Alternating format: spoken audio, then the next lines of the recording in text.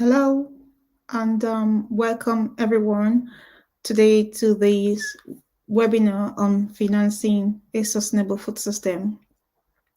We are so pleased that you are able to join us today for this fantastic webinar. So thank you so much for being part of this very great webinar that we're having today as we recognize the World Soy Day as well as the International Day of Banks. So we are pleased to have amazing speakers who are joining us today, who will be discussing a lot about how we can finance a sustainable food system. Why we are also going to look at some of the existing programs that we have already, which is delivering sustainable food system and what organizations are doing. So please stay tuned with us. Thank you very much.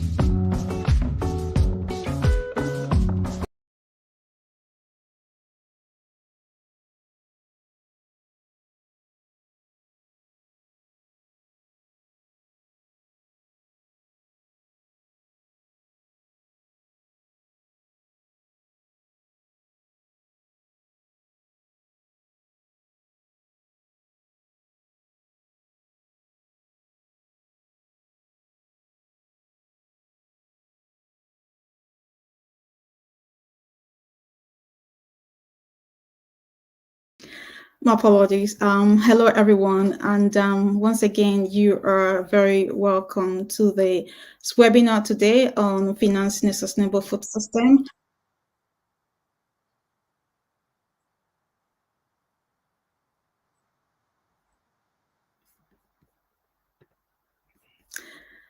Well, apologies for a bit of the technical glitches that we've experienced now, and thank you very much for um, being part of this webinar. You're welcome to the Financing a Sustainable Food System webinar, and we are very pleased that you are able to join us today for this fantastic webinar as we recognize the World Soy Day and also in the International Day of Banking.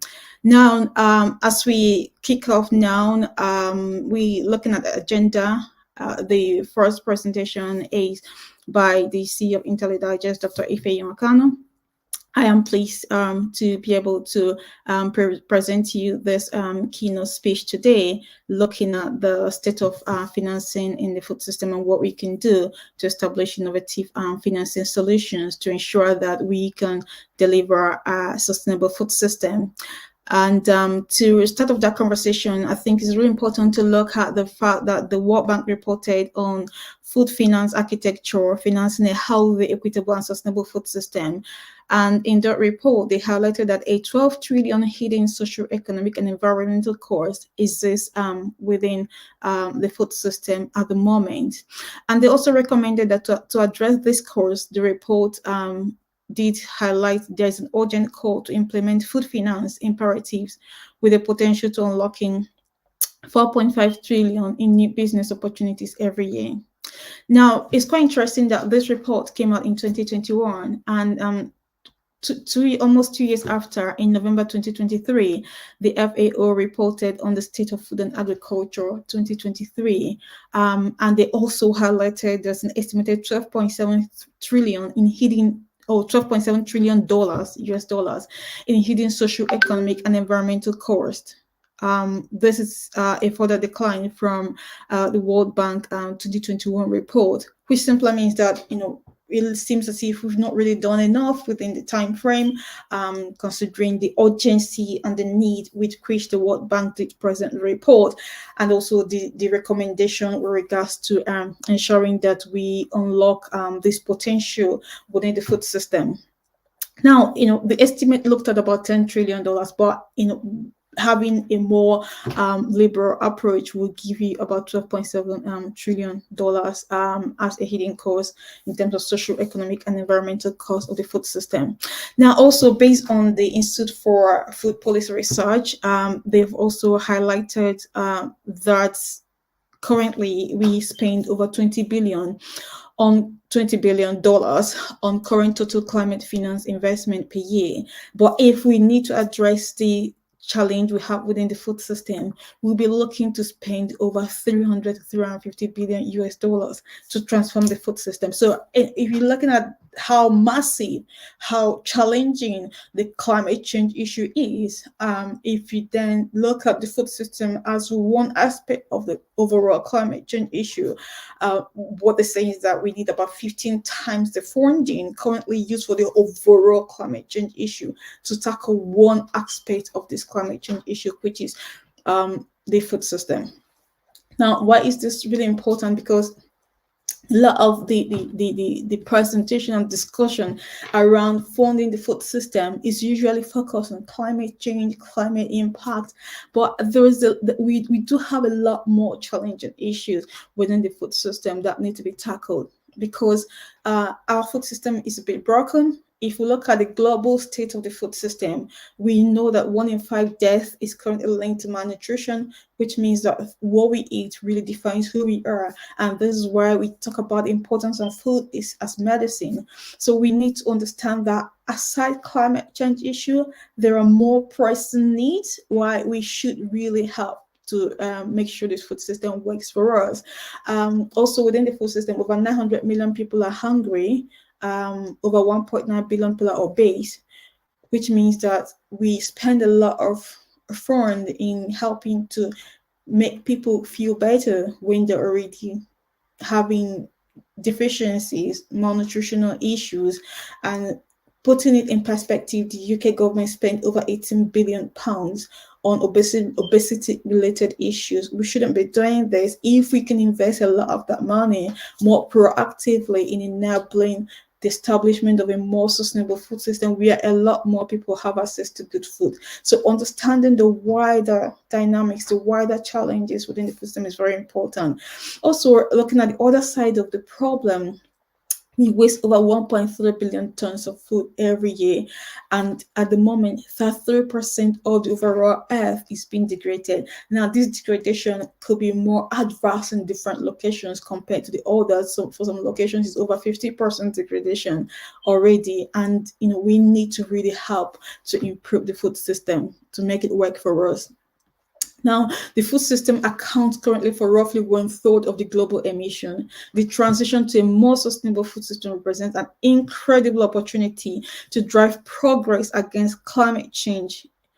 Emissions attributed to the food system are projected to increase between 60 to 90% between 2010 and 2050, unless we take drastic actions to address and mitigate some of these emissions. Despite this, a sustainable food system change remains very much underfunded, making up only approximately 40% of the climate finance. So if we need about 15 times more funding to make sure that we can provide sustainable food for the wider population, and considering that we expect over 10 billion people on planet Earth by 2050, we really need to make the right steps now. Now, rather than just trying to talk abstract, I'm going to zoom in, into the EU Common Agricultural Policy. And I'm going to try to look at what it's all about, and how the challenges in terms of the state of financing of the food system within the EU, and also how or what is being done to really help ensure that this transition, these farm to fork and the EU Green Deal could help us deliver a sustainable food system in EU. And I think what is happening in EU is also a reflection of the global situation of the food system. So let's dive into the EU. So if we try to look at the EU Common Agricultural Policy, which was launched in 1962, it is a partnership between agriculture and society, and between Europe and its farmers. It aimed to support farmers and improve agricultural productivity, to ensure there's a stable supply of affordable food, and to safeguard European Union farmers to make a reasonable living. It's meant to help tackle climate change and sustainable management of natural resources.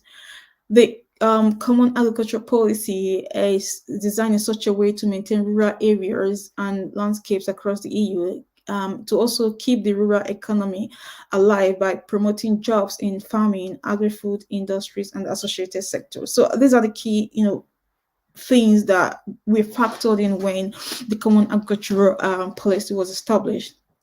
However, a recent report by the European Commissioner for Agriculture, Janusz Wojciechowski, did highlight that there's a gap in financing for farmers in Europe, and that gap stands at 62 billion euros in 2022, while there is a funding gap of 5.5 billion euros for SMEs from processing agri-food products. Following this recent survey, which was carried out with over 6,550 EU farmers and 2,389 EU agri-food processors, the European Commissioner for Agriculture also highlighted that this gap in funding, which has been being established to be 62 billion euro, was actually doubled between 2017 and 2022. So it was at 2017, the funding gap was 33 billion, and that has doubled between 2017 and 2022 to 62 billion euros. Now, that is a bit different for SMEs processing agri-food, because there's a bit of a little decline from 6.3 billion euros to 5.5 billion euros between 2017 and 2022. But still, this funding gap is still a problem that farmers, players within agri-food sector, especially the small-scale operators, are not able to access the right funding they need to make progress. Although there's been a decline in rejection, but overall, there's also a great demand by farmers to increase the funding they need to be able to work and provide food for our consumption. It's also been highlighted in the report that loans above 7 years remain very difficult for farmers to assess, and most of this is based on stringent policies by the banks because they view farming and food production just like any other production system, which means that it's a bit difficult for them to understand the intricacies and the challenges that farmers face, and be able to provide the right funding and the right financial platform to support them. Now, based on that report, it's very important to note that 37% of the rejection were based on unwillingness of the bank to invest. 20% considered the proposal invalid, and more importantly, over 50% of the proposals submitted by young farmers were rejected. So I'm so pleased that we are supporting young graduates to engage with the food system, and we are providing this knowledge for them to be able to seek funding that will help them to deliver a sustainable food system. And I think one of the key things that came out from that report is that 32% of the people who are older farmers, they actually were able to get funding more, and only 32% of them were rejected in terms of the funding. So I think it's really important that our young graduates and young people should be supported to be able to help drive the change within the food system. And we're very pleased that through the Global Agri-Food Techpreneur Program, we're doing a great work in supporting these young graduates. We are helping them, we're enabling them to engage and understand the problem within the food system and how they could actually help solve them. We hope to have more of these young graduates working with us as we support them, and also as we continue to partner with different organizations who are supporting us through the Global Agri-Food Techpreneur Program to support them. So I think we have seen the state of financing within the food system in the EU. Now, also, it's important to highlight that in 2019, the EU support for farmers based on the Common Agricultural Policy we are spread across 14.18 billion euros for rural development, 2.37 billion euros for market measures, and 41.43 billion euros for income support. Now, based on the trend of things, the EU is now moving to invest over 8.5 billion of common agricultural policy funding in setting up young farmers in the EU. Now, under this cap, member states will also have the right to provide preferential rates and conditions as in form of financial instruments that could help support the producers of food as well as also the processors. More importantly, I want to highlight the fact that the UK government is also doing quite a lot of work with the Environmental Land Management Scheme and other subsidies that's been in place to support transitioning farmers, producers, and also wider stakeholders across the food system into adopting more sustainable practices. So now, just to help us to kind of move on to see, okay, what can we do differently within the food system? How do we then establish this innovative finance that could help drive change within the food system? Firstly, we need to tackle the existing bottleneck that is militating against access to funding for the agri-food sector, so that we will ensure that we can unlock a large-scale, massive-scale investment to drive transition to a sustainable food system. We also need a much more purposeful approach to the way we grow food. So we need to prioritize, the key pillars of sustainability, which is, having purpose, which is something, these pillars of sustainability are things that we try to communicate extensively to participants of the Global Agri-Food Techpreneur Program, which we believe that is helping them in how they transition and move forward their business. So important key principles of sustainability,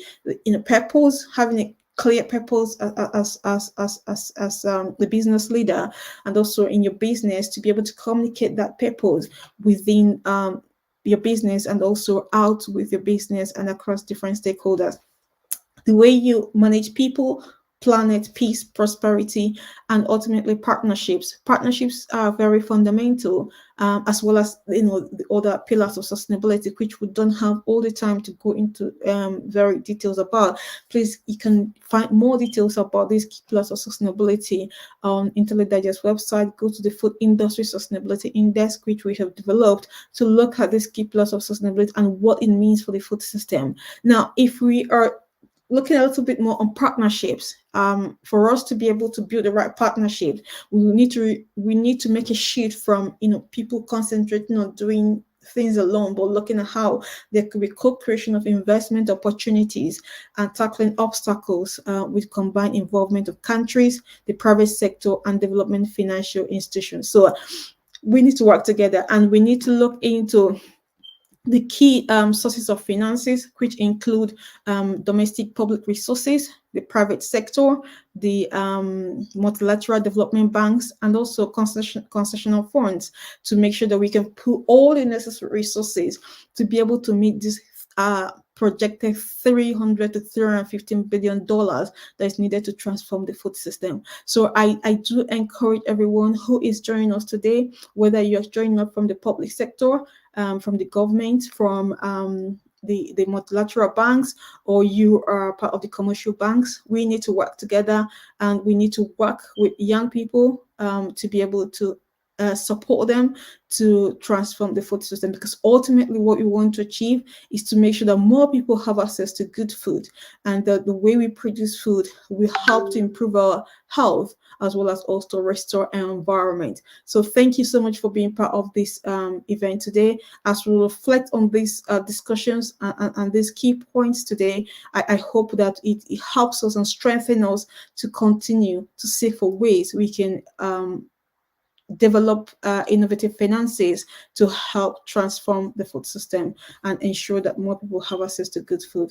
Thank you. And now I will want to welcome one of the reviewers for the Global Agri-Food Techpreneur Program, a very great support for the program, and who has really worked with us to ensure that we are able to present you this fantastic participants in the program. And that is no other person than Dr. Mulugete T. Solomon. You're very welcome, Mulugete. I'll just do a quick intro about yourself before you carry on. So Dr. Mulugete T. Solomon is co-founder and managing partner of Ade Agri-Tourism Industry EG, and currently working as a freelance data analytics, and previously worked as a data analytics consultant at the Information Lab Italy in Milan, and a certified data analyst and Omenda Milan local chapter lead. Dr.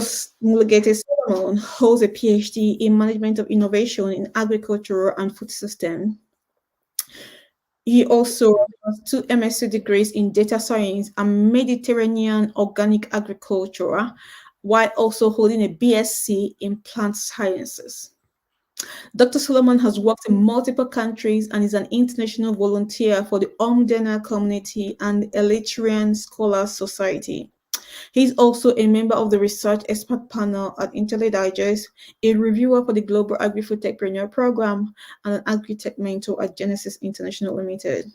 Dr. Solomon believes in collaboration over competition and is passionate about using AI and data science to solve real-world problems for a better global society.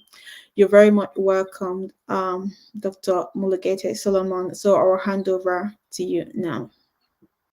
Thank you so much. Thank you, Dr. Kanu. It's a pleasure to be part of this initiative program. It's excellent to support young people, young graduates in the sustainable agri-food systems. And then it was a great pleasure to review, to be part of the reviewers of these initiatives, although all the process was not be very easy. A lot of the candidates were very excellent. The projects were very good. but we had to follow certain criteria to select some of the people. So it was a great pleasure to learn all the projects. All of them were super, super excellent. And then I learned a lot from what comes from young people. It was excellent opportunity also for me to know the global agri-food systems. And then thank you for IntelliDigest for this opportunity and trust on me. Okay, now maybe I would call first list of applicants. The first people to come to the stage, I think, from Benin, Mark Matthew from Uganda, Anthony Isabu from Uganda, Mesgobo and Adongo from Ghana, Ruth Adesina from Nigeria. Welcome everyone. Thank you so much, Dr. Salomon. Thank you for everything. Yeah, this is a great opportunity that I want to use to share with you what we were doing in Benin with our venture, thanks to the support from the IntelliDigest. Thank you so much.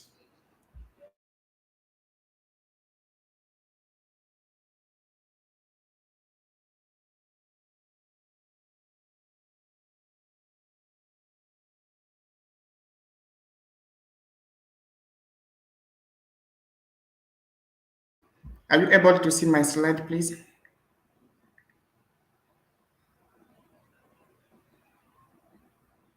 Not yet, Christian. Do you want to share your slide, please? Yes.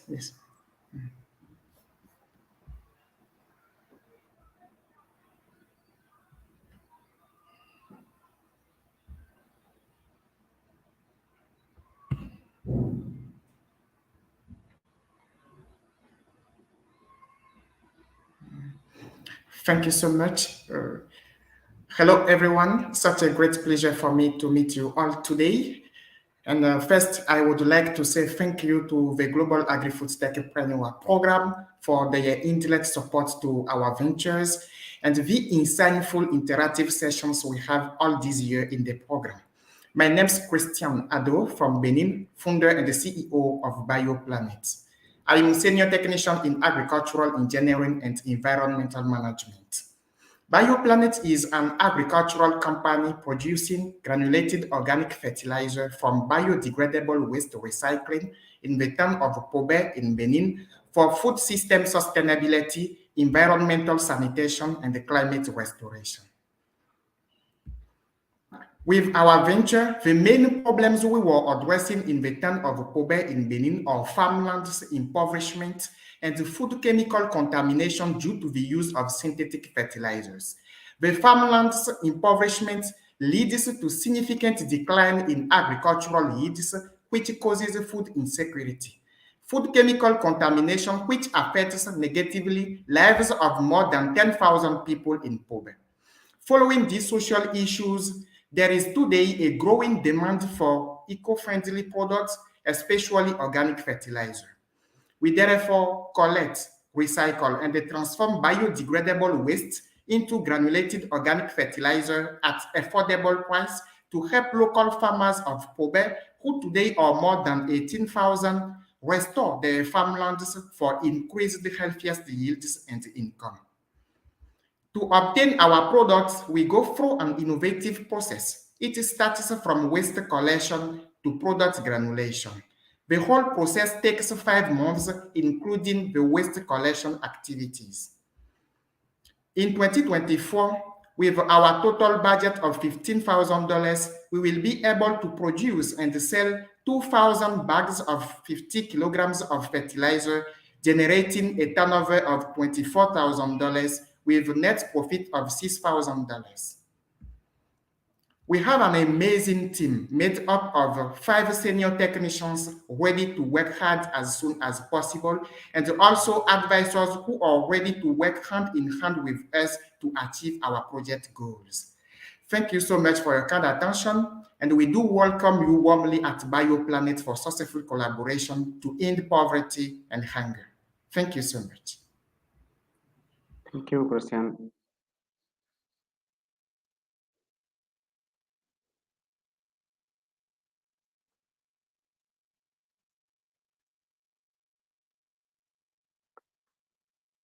The next is Mark Mateo. Okay. Right. Farmers market. Okay, thank you so much, Doctor. Uh, I don't know whether my screen can be seen.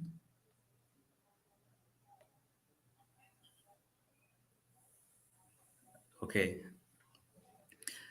Okay, thank you so much again, once, Doctor. My name is Mark Matov, and I'm happy to speak to you about Namibia Farmers Market, which is a farm-to-market disintermediation platform that is reinventing Uganda's approach to food retail by enabling food businesses to get supplies directly from the farm gate. And for a country like Uganda, where over 60% of its population are farmers, this is important because the food distribution structures and channels are inefficient and complex, so the farmers cannot grow. The urban food retailers, the people selling what we eat every day, are getting supplies of poor quality from third parties at higher prices. And the urban dwellers like me and you are paying high price points, often 200% on average, for food or for food that is hardly fresh from the retailers. And as that is so, 40% of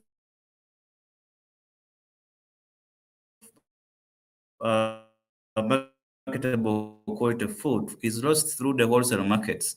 And this issue can be seen in Uganda because there lacks a proper market infrastructure to support rural farmers and the urban population. So, to help protect food security in our country, Namibia Farmers Market operates a mobile-enabled food supply platform that connects rural smallholder farmers with urban food retailers to help them become economically self-sufficient and provide fresh food to the urban dwellers. The farmers can use their simple, basic, and feature phones to advertise they are ready to harvest crops onto our platform, and the food retailers can conveniently order the same from our platform via a mobile app or a USSD code. And then Nampia does all the matchmaking and organizes the logistics to deliver the food or crops to the doorstep of the food stores, hotels, and restaurants. And the impact of our work is actually mind-boggling, as we have been able to restructure the food supply chain, making it more efficient to the extent that the rural tenant farmers can now sell their produce at up to 40% higher price as compared to the urban wholesale price. And for the food retailers, besides enabling them to save over 30% on the informal market rates, our food delivery service saves them time, allowing them to focus on their sales activities and efficient inventory management. And we have heard from them that they are able to replicate the advantage of sourcing from farmers by selling to their market at fair and reduced prices. So now that we are able to eliminate leakages from the agricultural value chain process owing to mobile payments, we now seek to create to allow flexibility and create a more stable demand for Ugandan farmers, expand our product offering, optimize operations, and grow our market size. And for that, we need to integrate cold storage within our value chains, improve on the efficiency of our logistics and delivery management, expand our platform to aid delivery of relief food, and to increase access to quality inputs to our farmers. And most importantly, we need to build an AI-powered farm operating system to help us engage our farmers with regenerative agriculture. And we can achieve that with just a modest investment of $680,000. Indeed, if we can be able to properly execute our strategy, the World Food Track platform will be paramount to us in enabling us to make the movement of food smarter and more productive, so the population will live in balance with our planet Earth. I thank you so much for your time and interest in Namibia Farmers Market. Thank you, Mark. And the next, Anthony Isabu, please. Anthony Isabu. Please, yes. Excellent.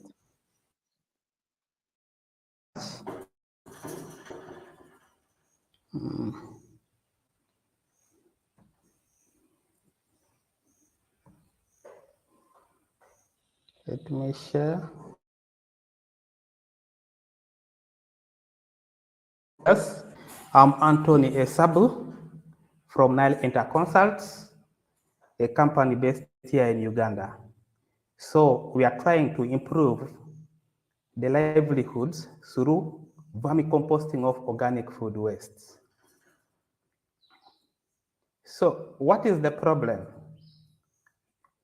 The population in Uganda and the globe in general, and this means that a lot of waste is being degenerated and even has led to the degradation of our environment. The solution, therefore, our company has come up with a technology called the vermi technology.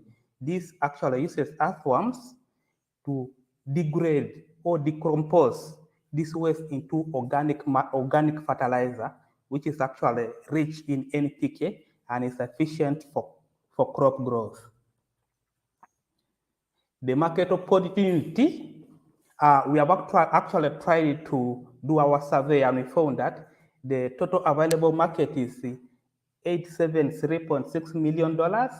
The serviceable available market is 873.6, no, it is this one, $291.2 million. Then we plan, as a company, we plan to occupy 1% of that market, giving us a serviceable, obtainable market of $2.91 million. So the traction, so far, it's good that we have got the 50% use adoption of our product, the 70% increase in gross sales, 100 jobs created, more than 75% customer satisfaction. This is our team, Esabu Anthony, Sharon Sichomu, Egaro Emmanuel, the climate change expert, Deo Auket, the marketing manager. So this is our financial projections. You will realize that indeed from 2024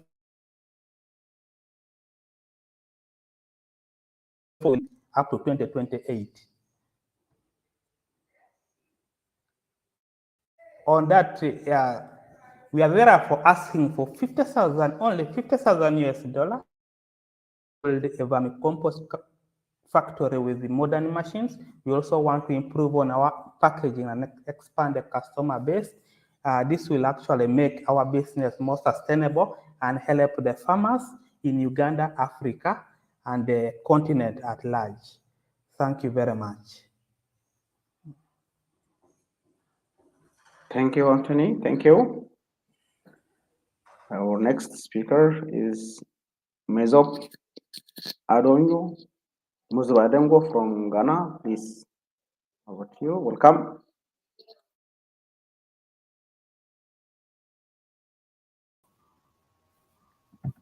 Thank you, Mr.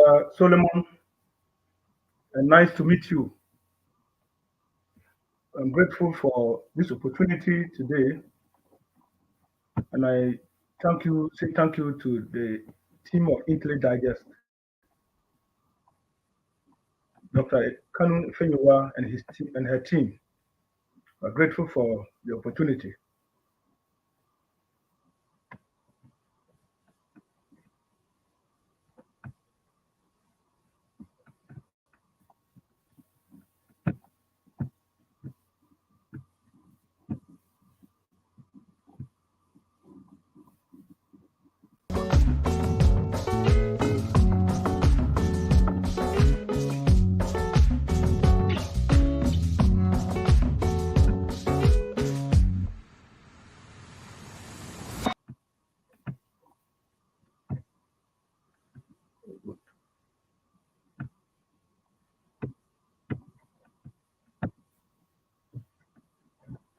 Yeah.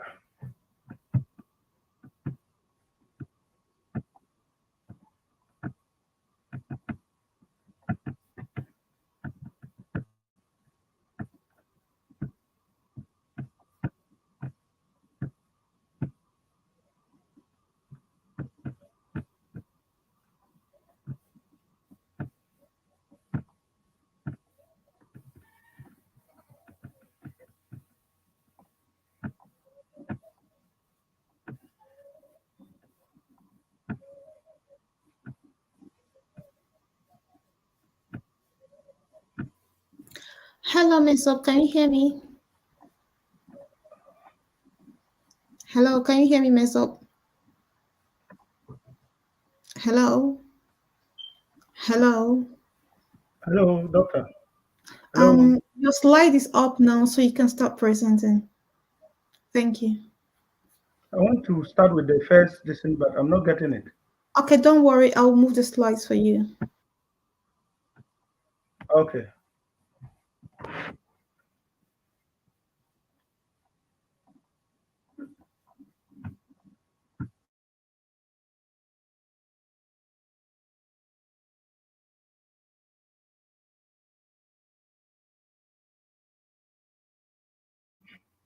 Hi, everyone. Nice to meet you. My name is Mezopadongo, and I am from Ghana. I am the founder and the CEO of Golgoti Farms Limited. We are privileged today to present to you on minimizing the use of agrochemicals and synthetic fertilizers in the production of vegetables.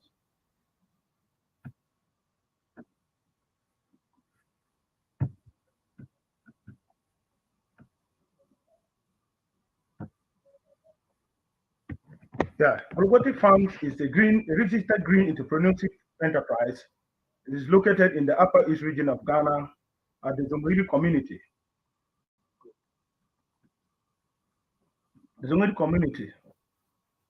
We produce and supply organic vegetables such as onions, cabbages, tomatoes, okra, among others, with organic honey and livestock.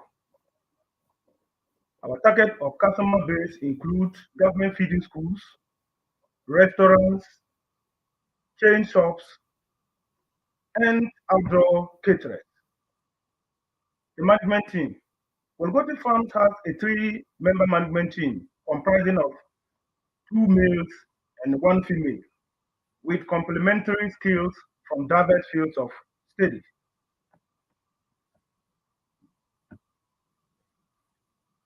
The problem.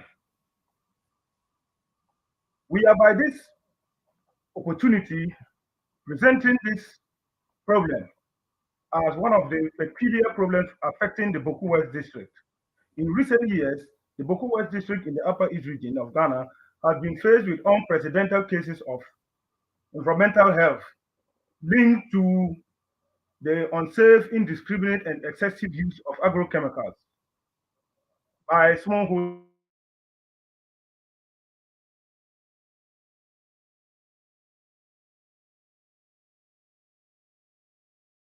disorders and mental retardation in the district. The solution at Golgoti Farms, an answer to the pesticide havoc is organic farming, an environmentally friendly agricultural approach, which ultimately leads to proper human health. We use organic production methods and techniques such as crop rotation, the use of compost and farmyard manure, the use of green manuring, and the use of biological means of pest control and integrated pest management system in our production. The impact has been in existence for the past 2 years, and we have impacted greatly in our community and the following areas: youth and women empowerment, rural natural resources stewardship, healthy and nutritious food supply to our community, job creation and income generation, increasing consumer life expectancy through the supply of healthy food, environmental conservation, and healthy and productive soil. Thank you. We are grateful for the Thank you, Muzab. The next presenter is Ruth Adesina. Welcome, Ruth, from Nigeria. Welcome.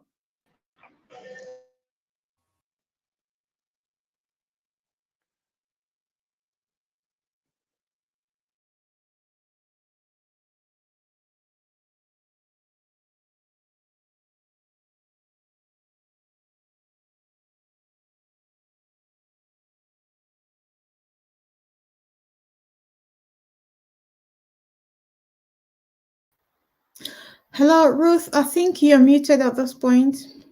Do you want to mute yourself? Hello, can you hear me? Thank you. Yes. The major challenge of livestock farmers is feeding its livestock with a low quality of feed, which affects the growth, yield of meat, milk, meat, etc., either positively or negatively. So R&G feed mill wants to stand in the gap for these farmers in solving this problem by providing feed of a right quality, quantity, and at the right time for the farmers. Feed is the major cost in animal production, whereby it takes 60 to 70% of the cost of poultry and fish production, 60 to 70% of cost for finished cattle, while 55% of producing milk, while 50% of the cost of finished lamb. The essentials in feed mill: developed fenced land, building a warehousing, building for plants, building for laboratory and workshop, and building for power generating sets, weighbridge, plant and machineries, raw materials, and workforce. It can be skilled, semi-skilled, unskilled, even technicians.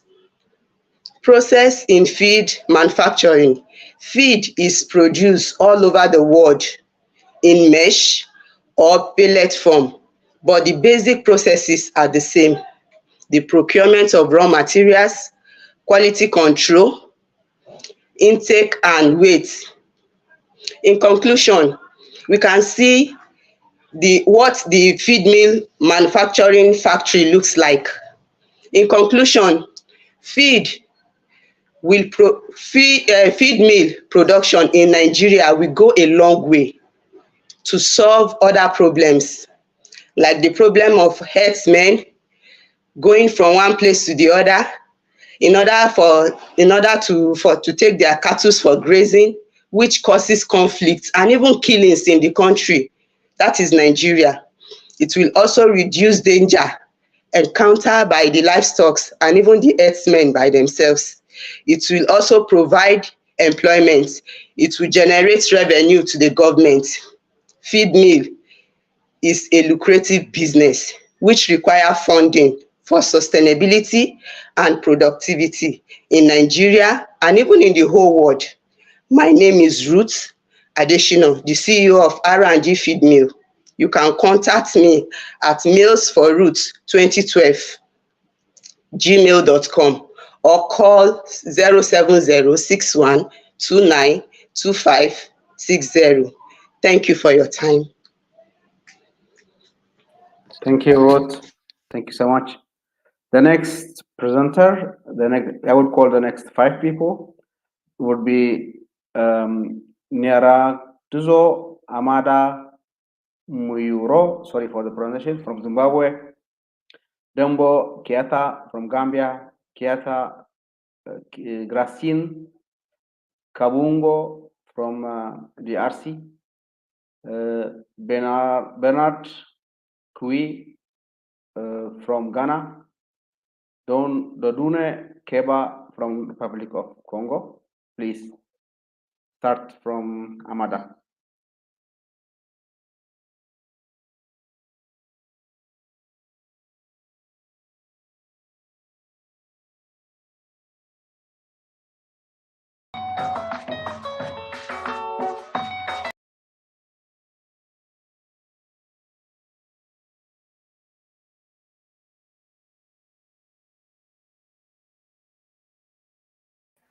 Good day to you all. My name is Nyaradzo Amanda Munyoro from Zimbabwe.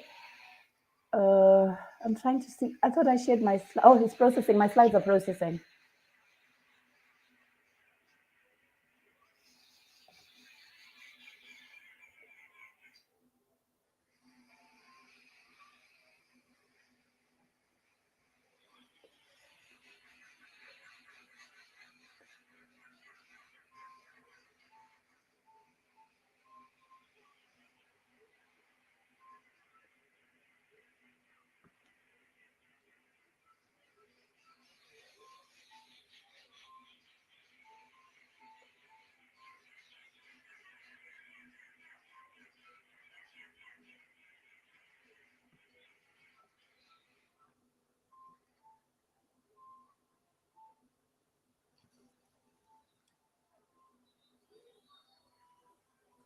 Can I proceed?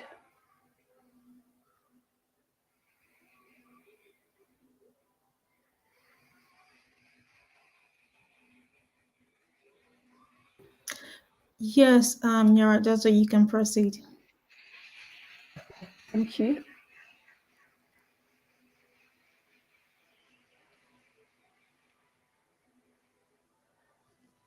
Good day, everyone.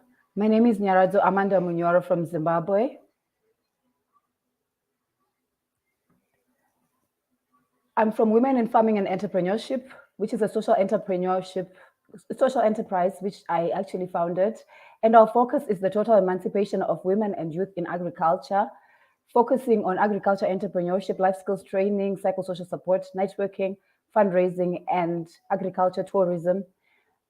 And our website is as on the screen. And so far, we've managed to fund 20,000 worth of projects for women in farming and entrepreneurship using our own savings. The problem that we're trying to deal with relates to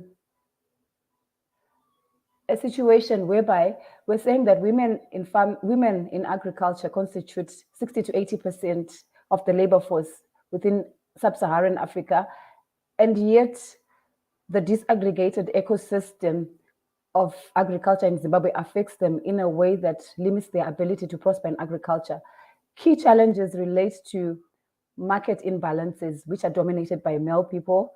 Then we also look at lack of access to capital, lack of technical skills, and also limited use of technology.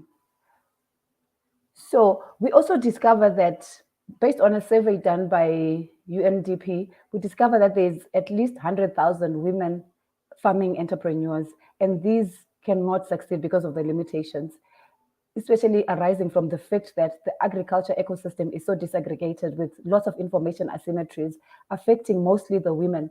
So what are we proposing as a solution now? What we're proposing is digitalizing the agriculture ecosystem. And we have an ask of 63,000. And how are we going to do it? We realize that some of the aspects that we need are already captured within the World Food Tracker. So we seek to leverage on the World Food Tracker from a sustainability perspective to save resources of trying to replicate a new model. However, would ask for add-ins in terms of, for example, farm management, where these women farmers, given that they are women and they're in Africa, they've got so many roles and they've got so much time that they spend on the fields because it's actually the subsistence way of doing it, and also they then have to do the work in the houses. So the first thing that we want to do is we want to teach them in terms of smart farming, and we want that to be training on the platform.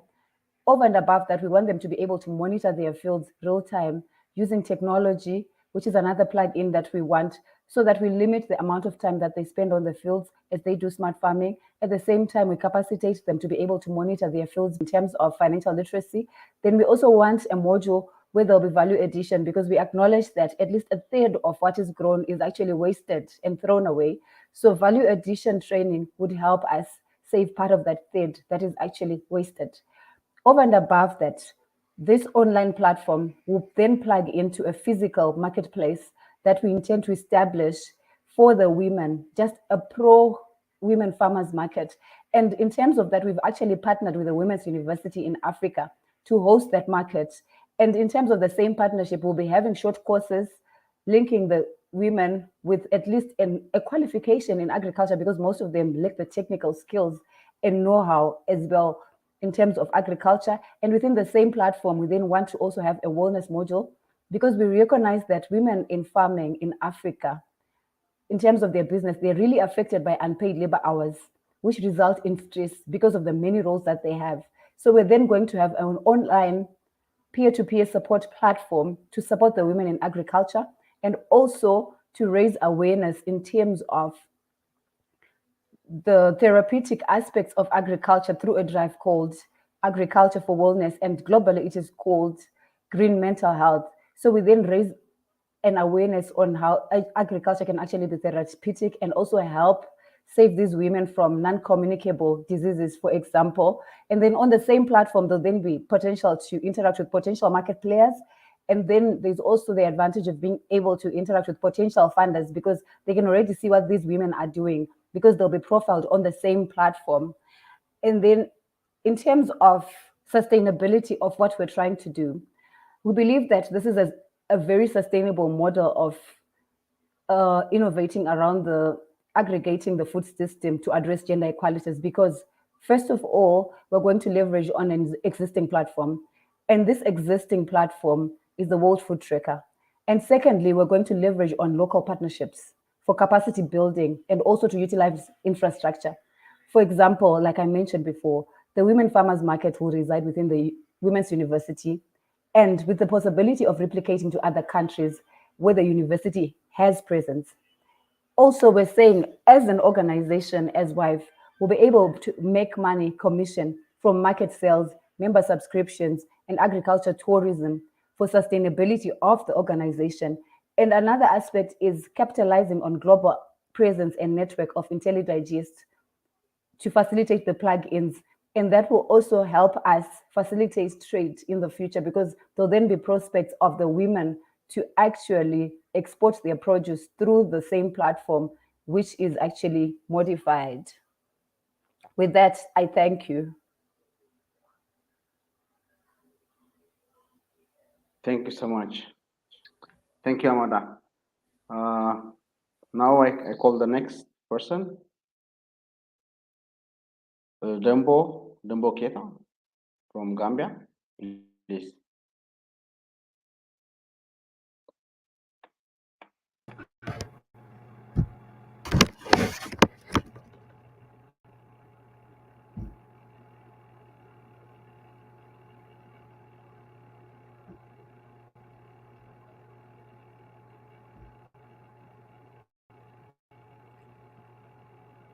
Hello everyone, I am Dembokeda, the founder of S&D Farm, located in the Upper River region of the Gambia.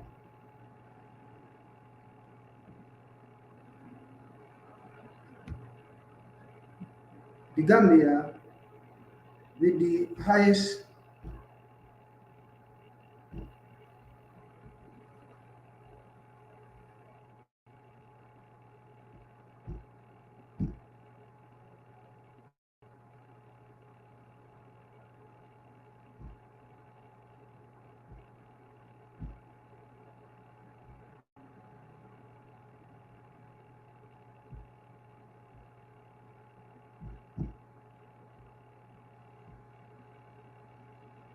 Hello?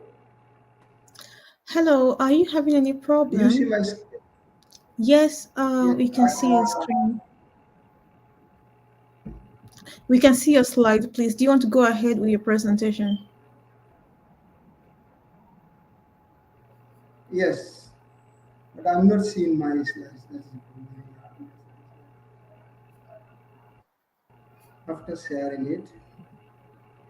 Okay, I will move the slide for you so you Okay. can carry on the presentation. Thank you. You're welcome. Okay, so the Gambia has over 70% of its of land arable, but yet still 80% of its food is imported outside the country. And then due to exchange rate, most of these families cannot buy this food in the quantity and the quality that they need, and then that leads to malnutrition and hunger and malnutrition, especially in on the age on the 5 and pregnant women. That leads to maternal mortality. So at S&D Farm, we produce we use climate smart agricultural practices in producing chemical free fruits and vegetables. We also propagate tree seedlings whereby we collect hard plastic materials, bags and bottles, we cut them and then propagate tree seedlings in them. We also produce, we are also into animal husbandry, poultry, that means poultry, ruminant, and catfish production. So our catfish also, we use these these old refrigerators that are thrown to the dumping ground. So we collect them and then wash them and then rear our fish in them. So we also we collect organic waste that are decomposable, both from food waste and also other agricultural waste and other decomposable waste. We produce organic compost, both liquid and solid, and then we apply it on our crops and also sell it to other farmers, especially women. So we are also doing seed banking, whereas when if we have any viable seed or crop, then we try to produce it in a large quantity and then sell it to other farmers. So our impact include production of tackling hunger and malnutrition and maternal mortality because we produce healthy products. We equally train school children because in the Upper River region, the Gambia has introduced agriculture as its own curriculum. But most of the schools lack the facility to have all the other sectors. So we invite those schools to come to our farm and then train them, and also they can use our facilities. We also train women gardeners and the youth before they embark on backway journey. We call it backway journey, crossing through the sea, go to Europe. But before doing that, we train them. Some of them decided to invest because they have the money. Before they spend on it, kill themselves on the way. We don't stop at that. So our today is World Soil Day. Because we collect what we call this organic waste, compost it, and they apply it on our soil and they sell it to the farmers. That regenerate the soil. Our target is to expand our production capacity so that we can supply other regions. We will not stop at Upper River region alone, but we can also supply other regions in the Gambia and equally supply to other regions, other countries outside the Gambia. We need 20,151.51 to expand our production, and we will be able to train more youths and they employ youths so that they will not go to backway. But equally, we serve our people at a reasonable price so that every family will be able to afford our products at a reasonable price. So we are expected to generate 9,090 US dollars yearly. We are our team of four. We intend to increase based on if we have any funding, but all these four combined together have more than a decade in horticulture and animal husbandry experience. So I thank you. In case if you need any partnership, anything, here are our contacts. Thank you very much. Thank you so very much. Thank you. Thank you, Embo. The next one is Gatin Kabungo from Democratic Republic of Congo, please.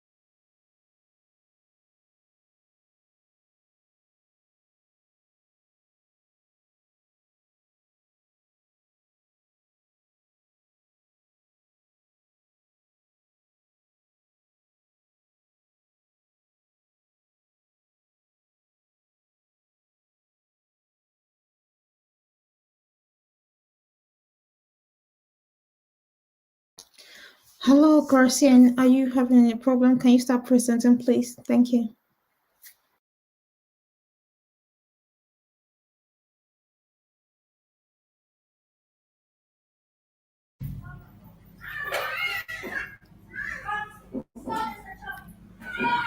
Hello, everyone.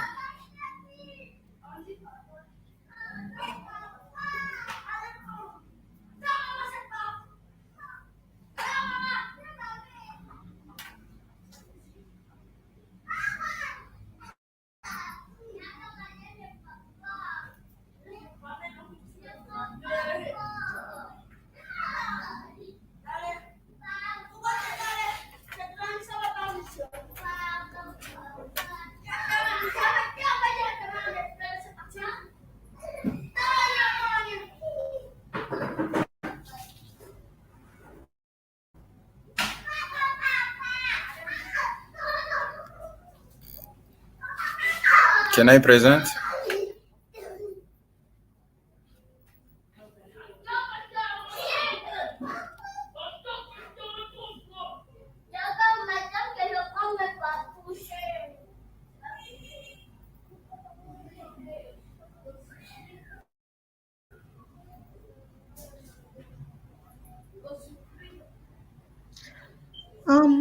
Can you please go ahead with your presentation, Garcian? Thank you.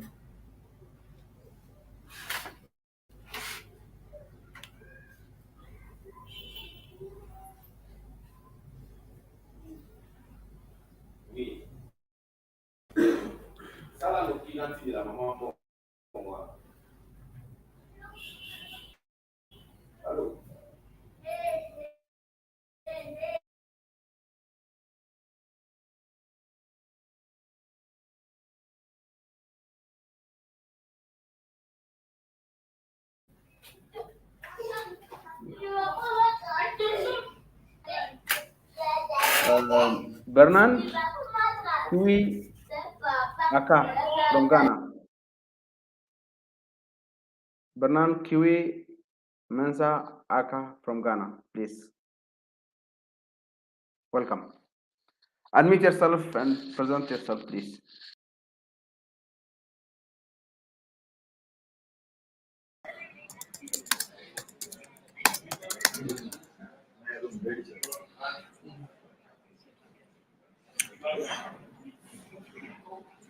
Huh?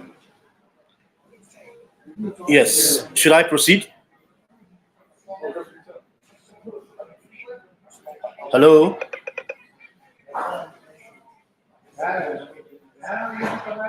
Hello, should I proceed?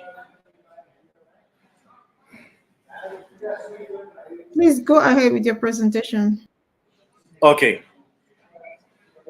Good afternoon, esteemed reviewers and fellow innovators. Today, I'm pitching for and on behalf of Agro Empire, and I'm with Bernard Aka. So we stand before you not just as founders of Agro Empire, but as stewards of change our food systems. In the heart of Agro Empire lies a commitment to revolutionize agriculture. We specialize in two key domains: the meticulous cultivation of snails and the climate-smart production of tomatoes and peppers. Our approach is not merely business, it's a pledge to sustainable food systems. So now we confront the problem. Our global food system is strained, often compromising environmental health and jeopardizing future generations' well-being. So traditional farming practices contribute to resource depletion, ecosystem degradation, and the looming food security crisis. Now, the solution we are professing steps into this narrative as a catalyst for change. In our slow value chain, we employ precision agriculture and advanced analytics to optimize growth conditions. For tomatoes and peppers, we integrate climate-smart techniques, ensuring responsible resource use by marrying technology with agriculture. We are shaping a resilient and sustainable future. So this is the immediate future of Agro Empire Limited, where we blend the production of snails using a climate-smart automated process and growing of vegetables such as tomatoes and pepper. We want to stand in the gap of the massive importation from neighboring countries, ensuring sustainability and then food security. So our impact extends beyond yields. We foster local employment, empower communities, and contribute to environmental conservation. With every snail shell and every tomato harvested, we are growing and we are sowing the seed of a more sustainable and secure food future. This is a demo of our sites as of now, and Agro Empire is the new symbol of quality, professionalism, and Africa agribusiness culture in the world. Share our vision with us. Thank you.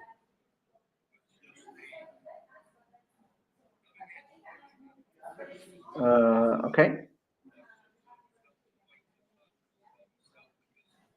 Okay. The next one is Keba, if there is here, or else I can go to directly to call the next 5 people or 10 people probably. Ismail Komlan from Benin, Habib Turai from Sierra Leone, Patricia Wah from Nigeria, Lian Jekeboy Song Sowon from Kenya, Desalegn Tadesse Tegenye from Ethiopia, Astra Young Yabosa from Nigeria, Martins Aliu from Nigeria, Dennis Dong from Uganda, Daniel Otingu from Kenya, Bashir Jabrin from Nigeria. Please, I can call Ismail to present his presentation. Go ahead, please, Ismail.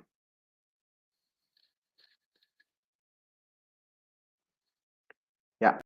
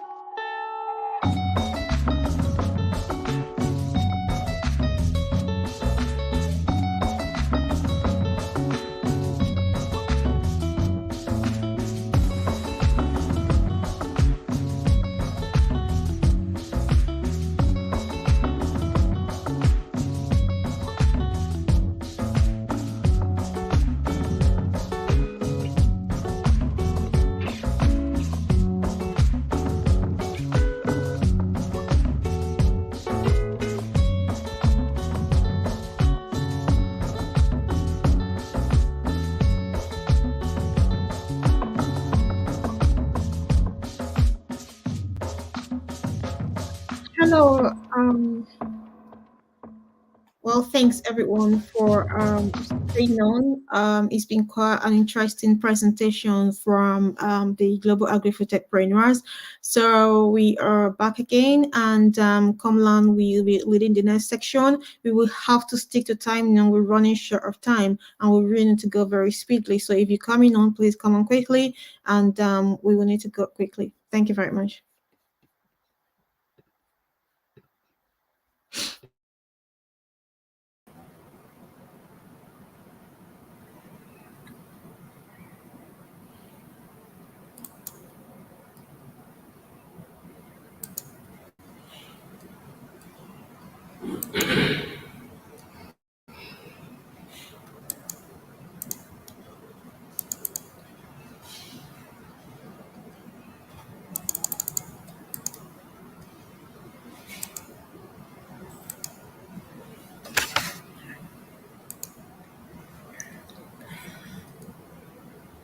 Can you hear me, Doctor?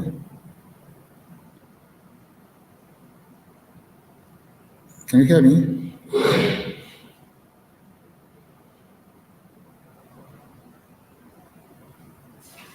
Hello?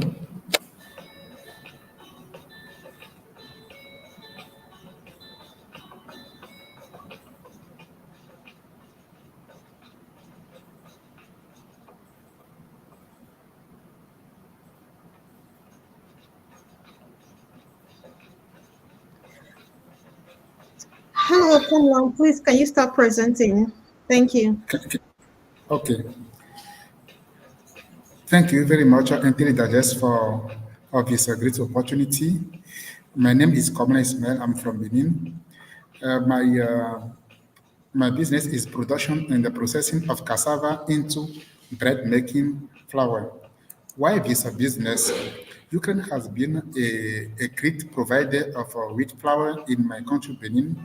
Unfortunately, the conflict between Russia and Ukraine has disrupted this supply.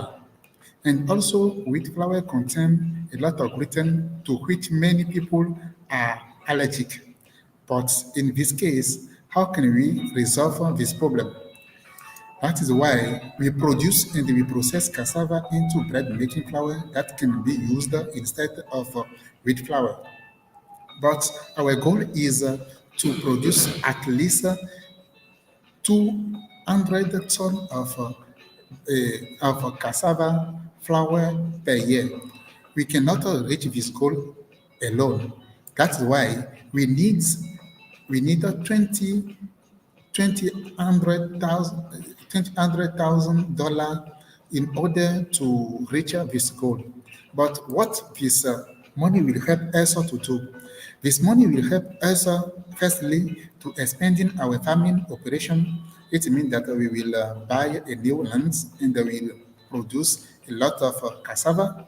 Secondly, we will upgrade a processing facility. Hello. Well, thanks everyone for being on. It's been quite an interesting presentation from the Global Agri-Food Techpreneurs. So we are back again, and Komlan will.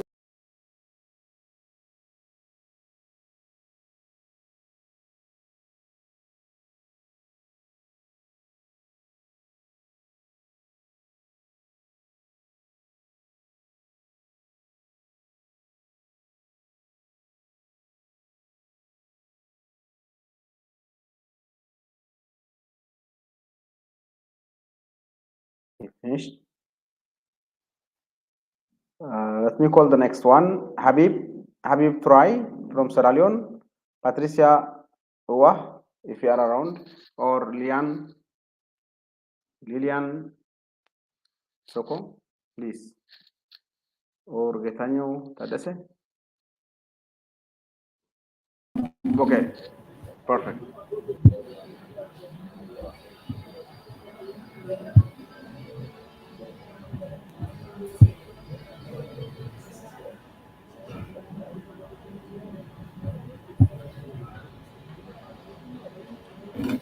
Hello everyone, I'm Lilian Songok from Kenya.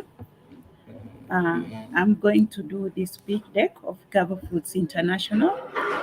Gabo Foods International is a processing food company that specializes in gluten-free, keto organic food products.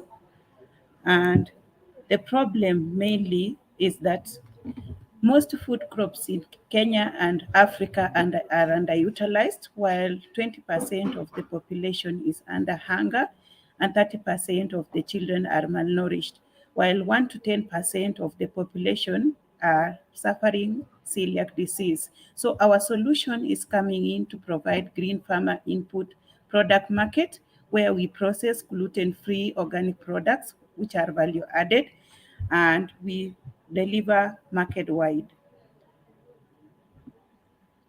Our unique value proposition is that women are at the heart of our value chain, where quality and nutrition of keto organic food products is our value. And in this case, we value the health benefits of these products as well as solving the issues of food security. Our total addressable market is at 15 million, and we are servicing currently 7,500. That is 1% of our current market for the hotels, institutions, storefront customers, and as well as corporates. Our milestones, our products are already a patented brand. We have Kenya Bureau of Standards certification. We distribute worldwide, and we are onboarding farmers to our system. Our growth strategy, we started back in 2021 and 2023, we've been creating awareness and education as well as product innovation and marketing. And the first quarter of 2024, we are looking at collaborating with key partners and geographic expansion. That is our team, me being the nutrition lead in the team. We have a marketing lead and customer relations.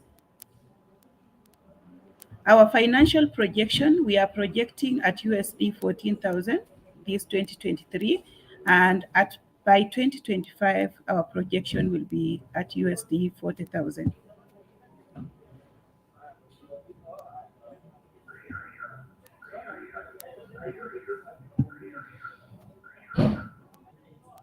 Our funding need is mainly a grant of USD 200,000. 60% will be on production, 15% operation, while 15% on marketing and 10% on product development. Thank you. So those are our key partners. Thank you so much. Thank you, Young. Yeah. The next one would be either Habib, Patricia, or Desalegn. Astra, Martin, please. Okay.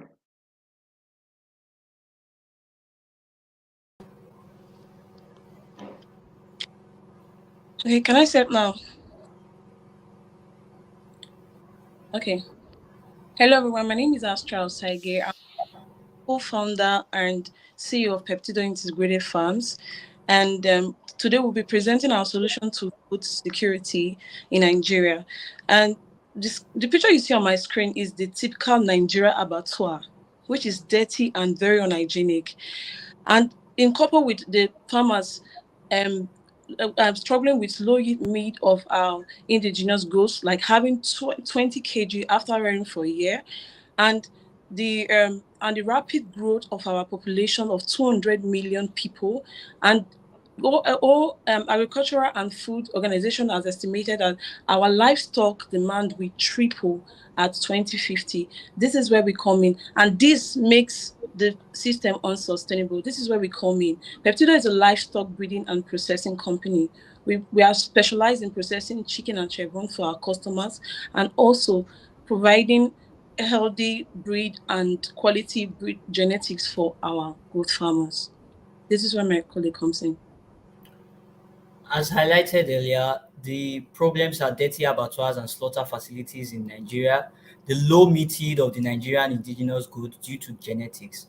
Our solution is an integrated chicken and goat farm with an abattoir on site for meat processing, cross-breeding facilities to cross boer goats with indigenous goats to improve the meat yield of our local goats and sell to farmers, and also a sales shop that will be located in the city center to distribute our products.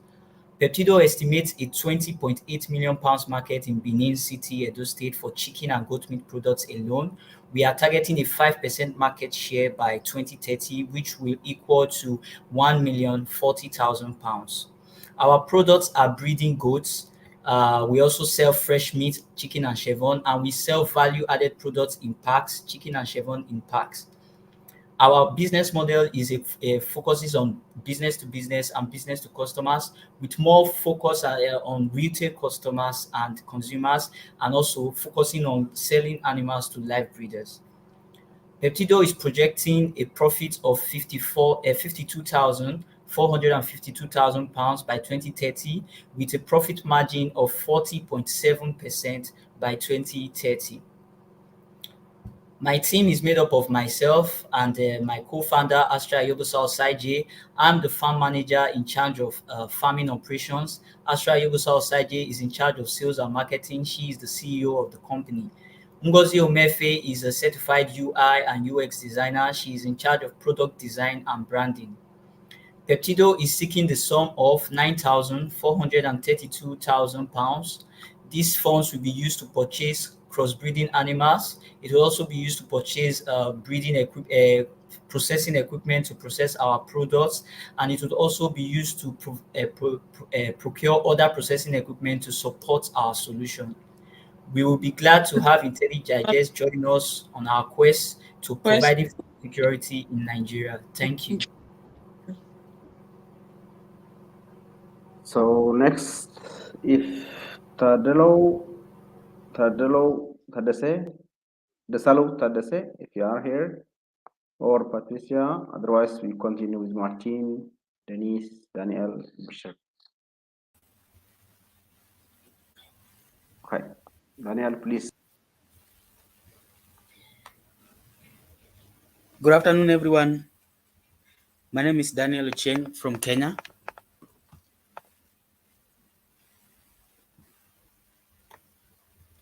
Are you able to see my slide?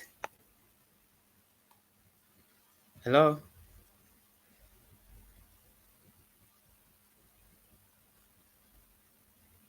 Hello, Daniel. Your slide is not yet showing. Do you want to share your slide, please? Okay. All right, thank you. So my name is Daniel Cheng. I'm from Kenya. I'm the founder and CEO of Malida Foods Enterprise.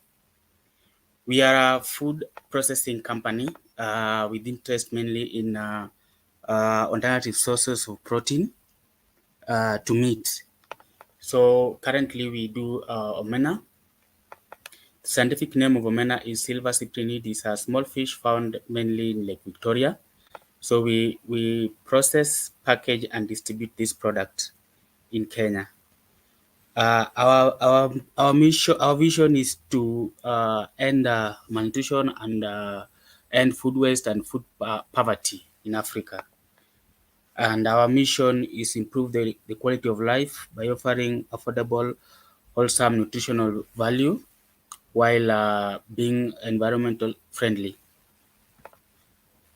This is the team, myself, founder and CEO, Bayer Mercy, the founder and marketing manager, and we have Margaret as the operation, and we have Kennedy as the chief finance officer.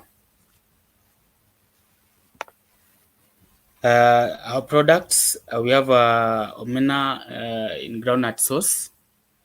We have packed omena ready for eating or snacking.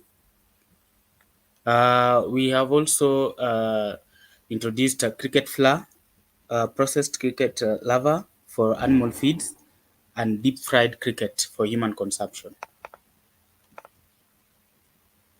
Competitive analysis. We have done extensive research on food industries, competitive analysis landscape in order to gain insight that would allow us offer the best sustainable food solutions and end malnutrition in Kenya. We will achieve this by offering alternative protein-rich sources with omena, that silver cyprinid, and cricket, the insect cricket. Our numbers, as you can see there, were formed in 2018. We have in 2018 we were able to do 2,000 USD in revenue. We had 5 employees, and our customer base was 5,000 households in Kenya. Currently, the year 2022, we did we did a customer base of 500,000. We had a total revenue of 22,000 USD. We are at 15 employees, mainly youth and women. Our revenue projection over the next 2 years, are very promising, with the expected revenue tripling from year 1 to year 2 following cricket farm setup. The growth is a testament to the ever-growing demand for protein-rich food and feed that are low cost to produce. We are currently in discussion also with an organization that is seeking to introduce omena, especially to school. There's currently a program in Kenya for school feeding program, and they want to integrate omena into it. We are seeking 70,000 USD in exchange for equity, with valuation to be discussed. The purpose of the money will be to land leasing, construct cricket pens, marketing and research and development, as well as hiring more staff with much more knowledge in food nutrition. Thank you so much for listening, and God bless you. Thank you so much. Thank you, Daniel. Anyone from the list, please jump in. I think I called you all. If anyone can come. Okay, thank you, Denise.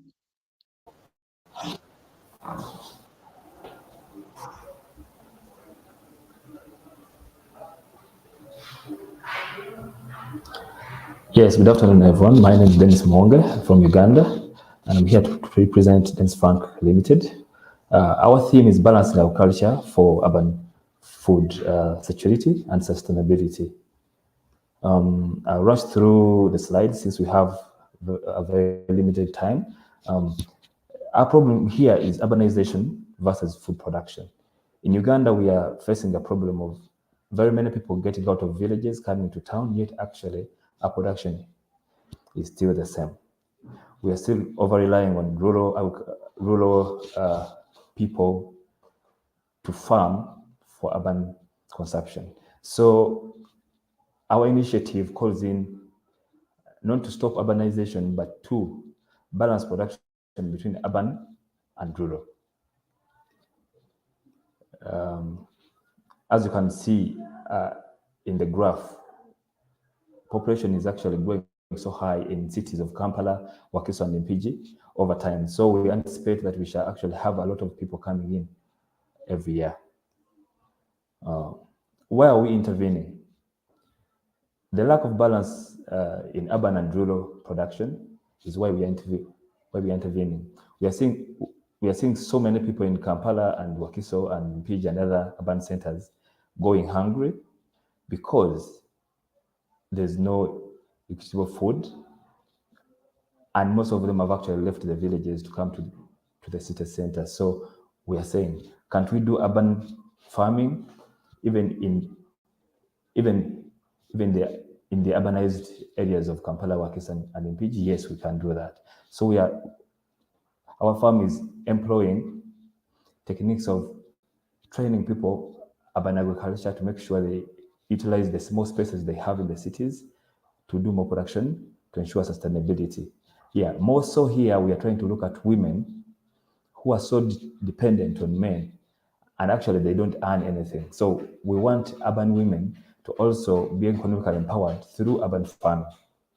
This will later on also increase our greenery, and we shall have more green space in the city centers.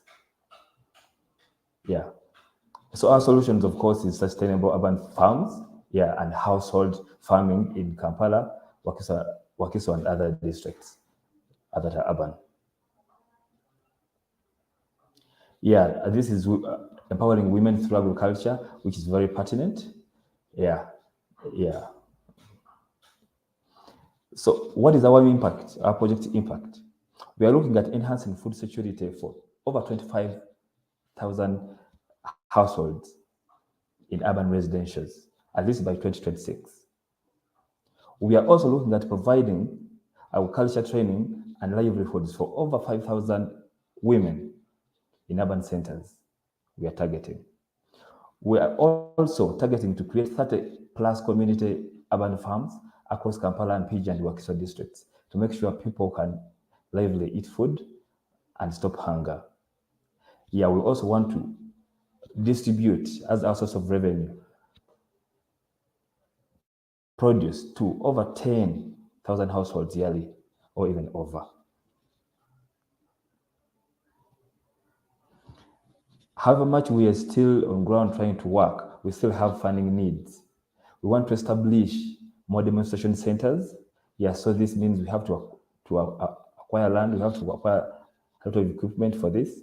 We have to expand operations from not only Wakiso, Kampala, and Mpigi, but also other urban centers that are having the same problem in Uganda. We have to improve our infrastructure. We are so thankful to Intel Digest for the platform. We shall do the distribution of the fresh products, but we also have to also intensify more technological infrastructure in Uganda to make sure we decrease dependence on rural agriculture. Thank you so much. Together. Thank you.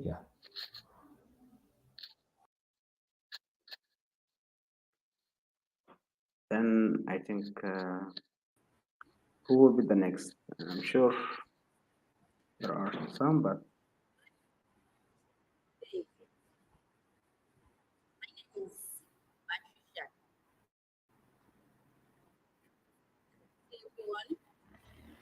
My name is Patricia Emeka Uwa.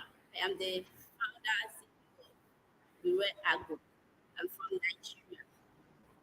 And our motto is sustainable waste management for increase in food production. Behavioural Agro deal on the production of organic soil improvers using our daily biodegradable food waste. What inspired me to go into this business? The challenges my people are facing, the people of the southern part of Nigeria. These people are faced with the destruction of their farmland, oil spillage, and waste in Nigeria. Now, these people, this oil spillage and waste in Nigeria destroy their farmland, thereby making their land to be what? Thereby making their land to lack macro and micronutrients. Therefore, Behavioural Agro came with a soil improver to help improve, revive, and rejuvenate the soil so that food grown there will be free from contamination and retain its nutritional value. We retain its nutritional value and build the immune system of the consumers. Further problems these people are facing is loss of micro and micronutrients in the soil, damaged soil nutrients, poor soil quality, hunger, food insecurity due to soil damage.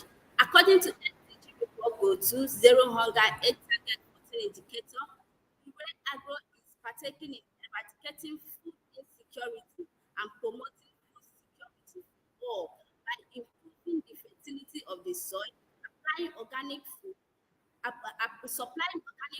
that is highly sourced and cultivated with nutritional values intact in order to promote a healthy living. The solution to this problem is that with this soil improver, we will restore, revive, and reform the soil. We will help soil maintain its habitat and retain food nutrients. We are promoting non-hazardous and unharmful soil improvement. We help the soil produce food with zero contamination, boost soil nutrients by maintaining a macro and micronutrient. This organic soil improver is readily available and accessible. Soil Improve is an accessible soil improver for agricultural practices. It maintains greenhouse gas effect in ecosystem. It improves the soil texture and fertility and help the farmers improve their agricultural production. Impact. The impact we are making is that we want to end hunger, we want to end poverty, achieve food security, promote gender equality, improve nutrition, and promote sustainability. Investment total. Our investment total is $400,000 with repayable loan of $100 and a grant of $300. Now, chart analysis. We are looking at equipment and logistics of 153,000, salary of 80,000, marketing of 70,000, land of 43,000, and IT 54,000. Now my team members include, these are my team members. Patricia Emeka Owa is my name. I am the CEO and the team lead of Agro. We have Patricia Wanawakego, Cecilia, who is our project manager, and we have IT analyst, which is Obedonotu, and our development and marketer, Emeka.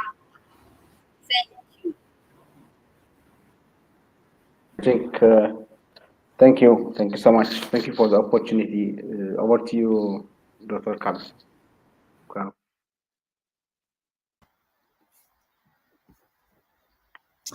Well, thank you so much, Dr. Salama. I think it's been quite an interesting presentation from the Global Agri-Food Techpreneur participants. I think you can agree with me.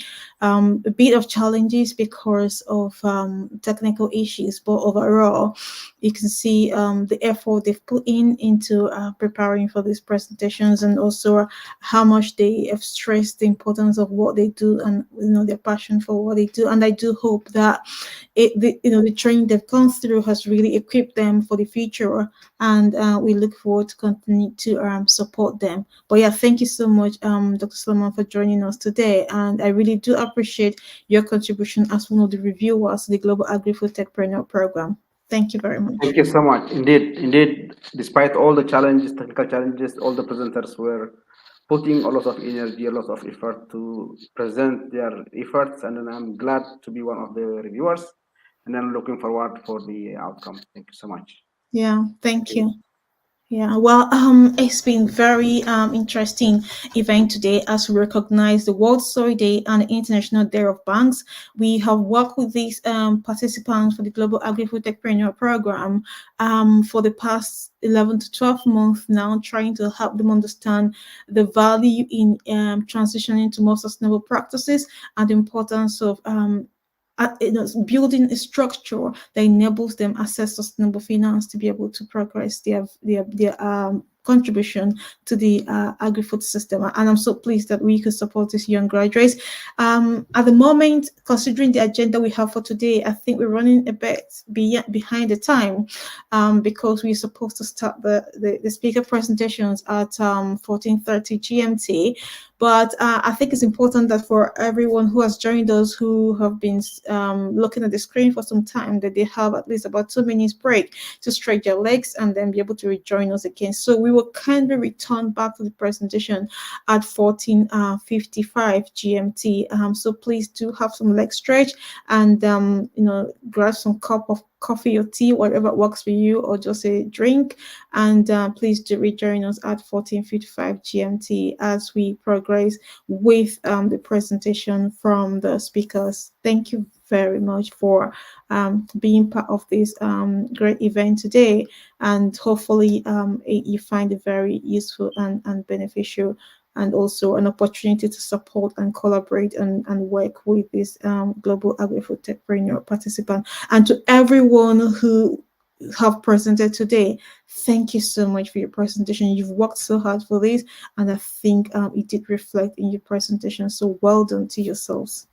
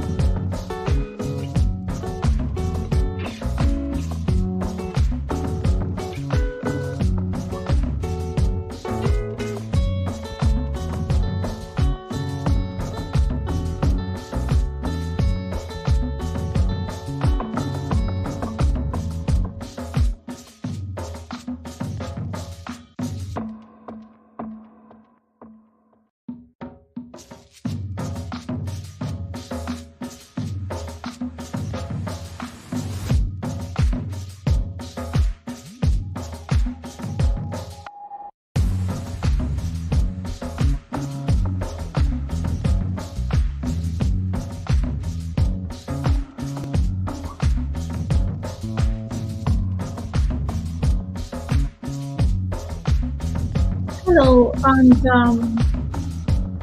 welcome back again. We are pleased to have you back again with us. And with this, I'm going to be introducing our speakers now. So I'm bringing to the stage David Rose. I will quickly do an intro for David at this point. David Rose is the founder and CEO of Unifood Corporation, as well as also Just One Organics. David is really passionate about organic food production, and through the Unifood Corporation has created practical cooperative systems for rebuilding our communities.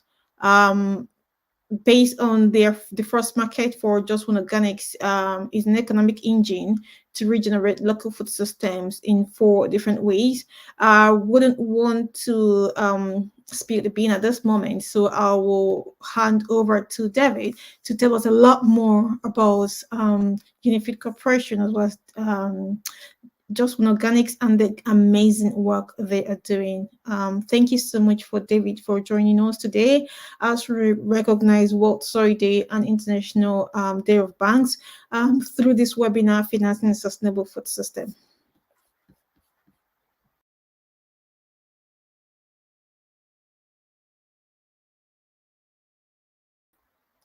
I think you're still muted, David.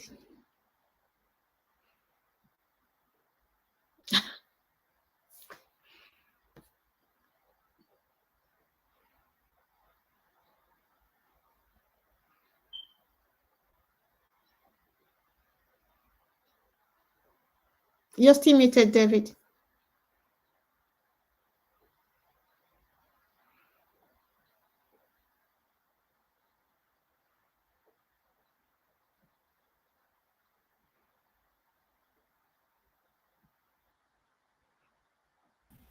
How about that? Can you hear me now? Yes, I can hear you now, finally. Oh, good. So I'm going to share my screen. Is that okay?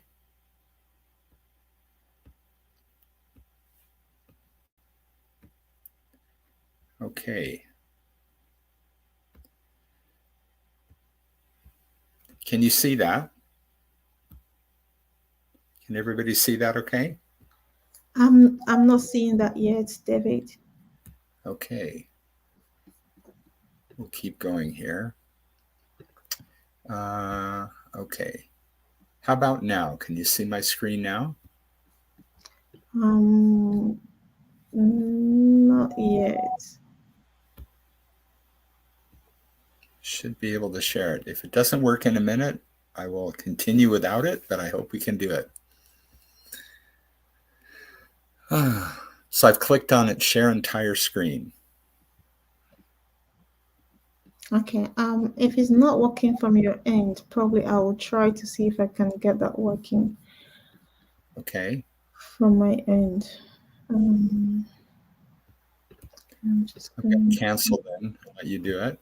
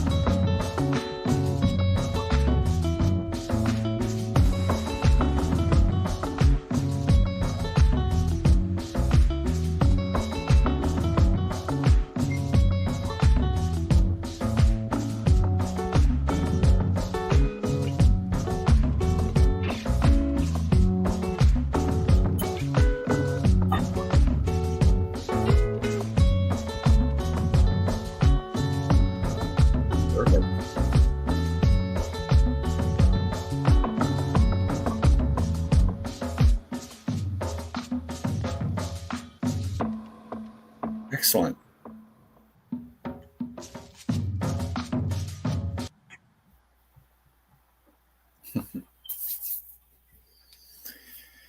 Thank you. Thank you very much. Thanks for having me and for being able to share what we're doing with Just One Organics. I'll just let you know when to advance the slides, okay? I'd like to do that now, so we'll go to the Y slide. Perfect. So thank you, everybody. I was so impressed with the people that I just saw, and this webinar is about financing regenerative local food systems. Quick background, I've been working on this question and the operational details of how to grow farmers how do we grow a new generation of farmers? Here in the US, the average age of farmers is over 65 years old. They're all retiring, and most of their children don't want to farm. And there are reasons for that I became aware of 25 years ago that are still operating today. Some of you may experience these in your communities as well. Farming is a very difficult profession for most farmers. And I asked, what is, there are a lot of good people like all of you working on different aspects of this problem. So I asked, what is nobody doing that needs to be done?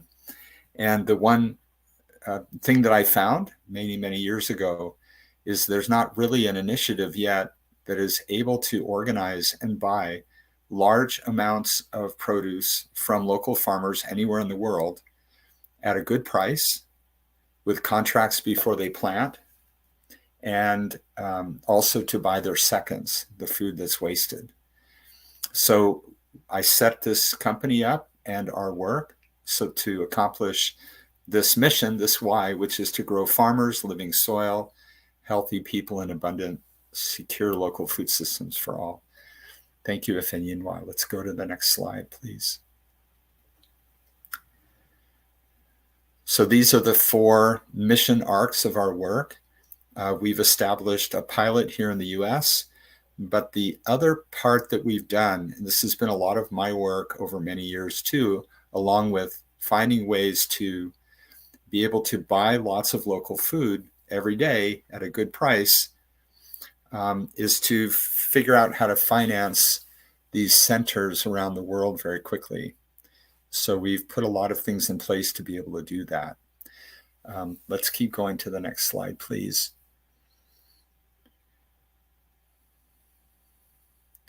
Part of what I've noticed, I've been working with finance and with agriculture for the last 2 decades or more, is that much of what we're doing that is slowing down our transition to regenerative food systems has to do with outdated ways of thinking and relating that come from our beliefs about the world.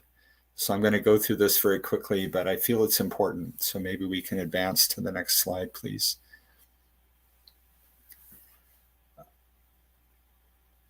How I began the work in officially 15 years ago with my company was to create the model for a bank that could finance our projects, all of our projects. That bank, I was offered almost $500 million over about 5 years to do that. And I kept saying no, thank you to that money because it was not deeply values aligned. And I knew if we went with those wonderful people that were offering to be part of our work, that we would probably not succeed. So after a few years of that, I decided to stop raising money for a bank and to focus back on the power of food and our drying method for food systems. And with that money, we'll be able to start our own banks and finance more projects around the world. So the basic operating principles that we work with, which we feel are just as important as the actual technologies, as the business models that we all have that are very important, are these 3, the transition of these 3 operating principles that will make our work much more successful. Next slide, please.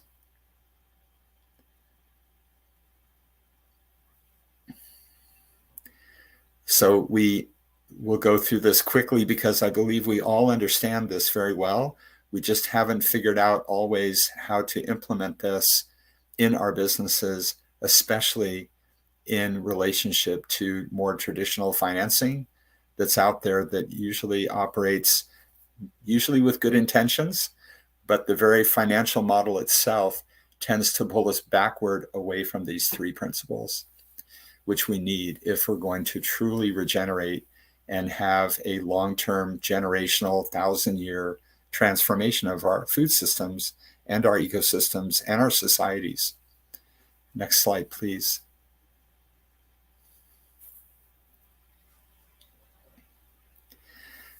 These other operating principles we've come up with as a way to check ourselves and to make sure that we're not just talking about things that feel good, but we're actually implementing them in our business. And we've taken many years and worked very in a very committed way to doing this. These principles of abundance, mutuality, collaboration, creativity, efficiency, and generosity. We feel these principles must be, to the best of our ability, all of us, right, being implemented into our businesses and our projects if we want them to align with these principles that we see in nature herself. Please, next slide. Thank you. So now we come to some practical things that are important. This slide, I'm going to talk about this for just a minute. This is our drying technology. What I realized is that with most food, the reason that we're not connecting the enormous amount of food waste with the people who need to eat really good, healthy food is because it's perishable, for one thing, and it's not able to get from where it's grown and currently being wasted to where it's needed. I believe that in some of the countries that I was privileged to see presentations about today, that the food waste problem is probably less than it is in other countries like the US. We have verified in the US that on average, 42% of our food rots on our farms. It's wasted. And it's edible food. That's edible food wasted on the farms here. I used to think it was less, but now I know it's a lot more. So the reason that food is wasted, typically in a lot of more developed nations, I guess, is because the populations of those countries have been changed culturally to only be willing to buy food that looks a certain way. So here in this country, I know this is not true in Africa because I've been to lots of countries. I've spent 30 years in Hawaii, and it's not true there that when a culture is more connected in a wonderful way to its roots, to its traditions, then the people there will buy and eat food that's perfectly good and healthy and tastes great and doesn't look, quote, perfect. In America, it's not that way. So if you can believe it, when you go into even health food stores and even organic food stores in the US, for example, if you look at the bananas, they all have the same arc, exactly the same arc, which those of us who live in places that grow bananas, we know that's not natural. So what happens to all the other bananas that are not that arc? They're thrown away. So we decided many years ago that if we can gently dry organic produce and it will be preserved for many, many years, then we have a chance to change the economics of a food system by being able to buy up to 7 million pounds of food, local organic food, as it's grown by local farmers, in addition to what they're growing now. So the incentive is simple contracts before they plant, good prices, supportive terms, being able to buy their seconds that they're wasting now and pay a decent price for that. We find receptivity to be able to pay a greatly discounted price for the seconds because the farmers have already paid to grow that food and they pay themselves through the price they charge for what they do sell to cover growing the entire crop, which includes what they throw away. So that's why they're often willing to give us that food, all the time willing to sell it at a deep discount. Now, what do we do with that discount or that extra gross margin on our purchase of the seconds? We don't need to keep it. We recirculate it. That is money that is freed up out of the ground through market and processing efficiencies. We recirculate that capital back into the food system to do things that need to be done, like providing food for people that are hungry, providing more support to farmers, more education, things like that that we will change in each community, right? So this picture is an example of our gentle dried blueberry crystals. You see the machine, the dryer, This particular dryer is an old one that we use right now. We've just redesigned it. We'll be building new and better versions. This dryer is about 75 feet long altogether, and it can process a decent amount of food. The food goes through this dryer, and we will remove 98% of the water in about 5 minutes at a very, very low temperature. I'm not sure the conversion, but for those of you who can check, it's approximately 135 to 140 degrees Fahrenheit, which is not raw, but it's very close to raw temperatures. How do we do that? If you look closely at this picture, you'll see the light colored blueberry film on this conveyor belt. That film is about as thin as a piece of paper. Underneath this conveyor belt, there's different tanks of hot water touching the belt underneath and transferring heat from the water through the conveyor belt into the food puree that we make, and then evaporating it out into this tunnel that you see with air flowing through it to take the moisture away and bring fresh, dry air in. So that's how we can dry food and remove twice as much moisture as freeze drying in 5 minutes instead of 12 hours. And the resulting quality of the food is literally the best quality dehydrated food on earth. Nutritionally, it's in the mid to high 90% of the nutrition being retained. The flavor, the fragrance, and the color are extraordinary and beyond anything else. And the versatility of this food is also beyond any other dried food because it's not a powder. It's a crystalline flake that is attractive visually and stimulates people's imagination to use it in almost anything in their feeding their families. Okay, next slide, please. So we, again, as we go to the next slide, we see this as an economic engine. Again, we're using the American farmer, these statistics I talked about already a little bit. So we can probably go to the next slide and keep going.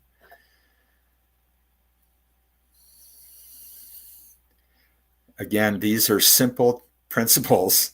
I spent years going around the world and asking over 1,000 farmers, what will it take for you to grow more food? And the answer was always the same thing: buy it. Farmers would like to have more market for their food. We've also seen that as we have a good, simple, supportive contract on one page, simple language, and we follow through and buy their food when it's ready at the price we agreed, we offer different kinds of technical support. We can buy their seconds that they're wasting right now. And we do that consistently, that farmers will grow more food. Okay, next slide, please. So here's some more statistics that we've talked about already. Each drying center, gentle drying center, or GDC, can buy up to 7 million pounds of organic produce per year through supportive relationships, and will create 36 full-time jobs inside the processing facility, at definitely more than 200 indirect farming and farm support industry jobs to grow that food.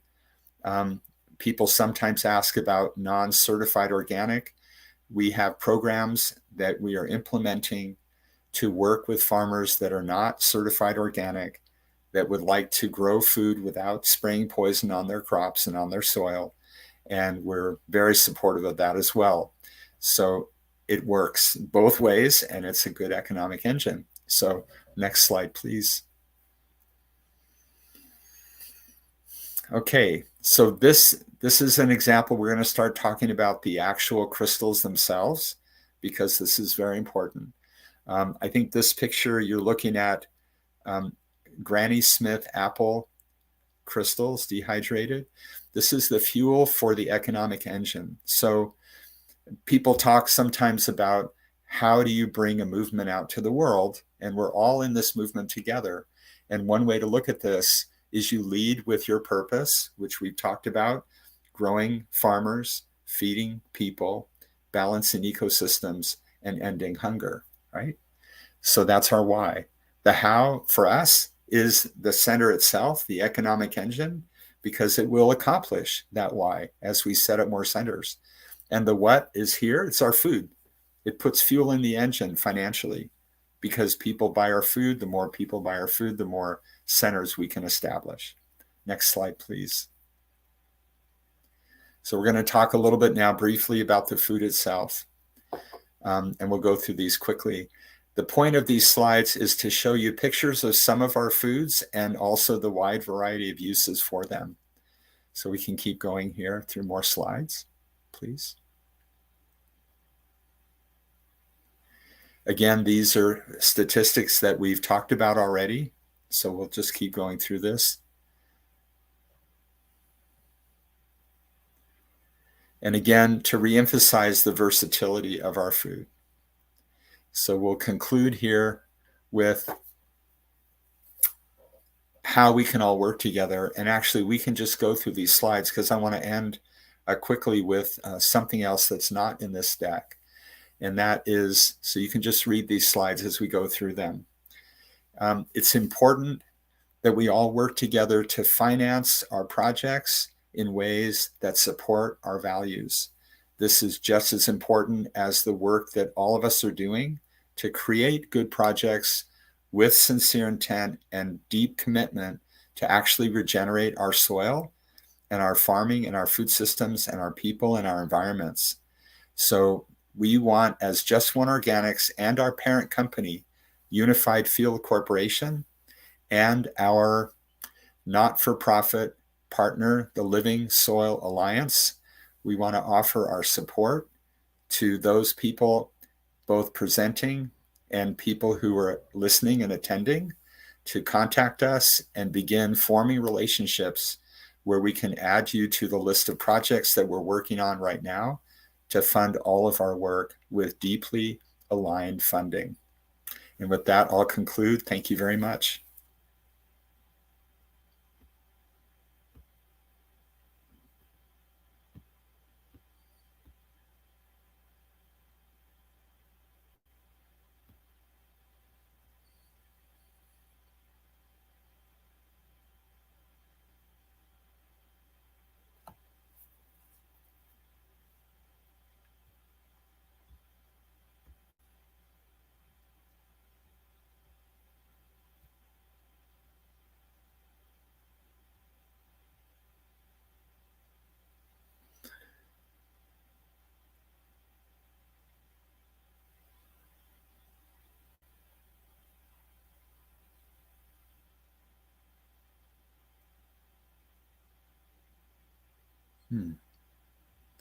Well, I'm assuming it says everyone can see and hear you. So I hope that you're about to go to the next person because I'm complete.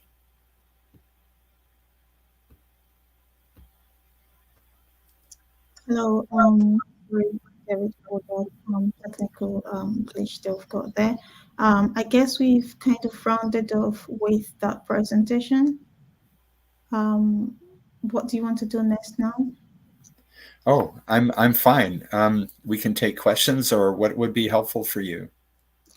No, the questions are going to come at the end. So at the moment, we need to go to the next presentation. Or I know you wanted to talk about the financials. Do you want me to upload the slide so you can talk about the financials? It's up to you. I think it's a lot, and you probably have other people. So I want to be sensitive to the needs of the other presenters. It's totally up to you.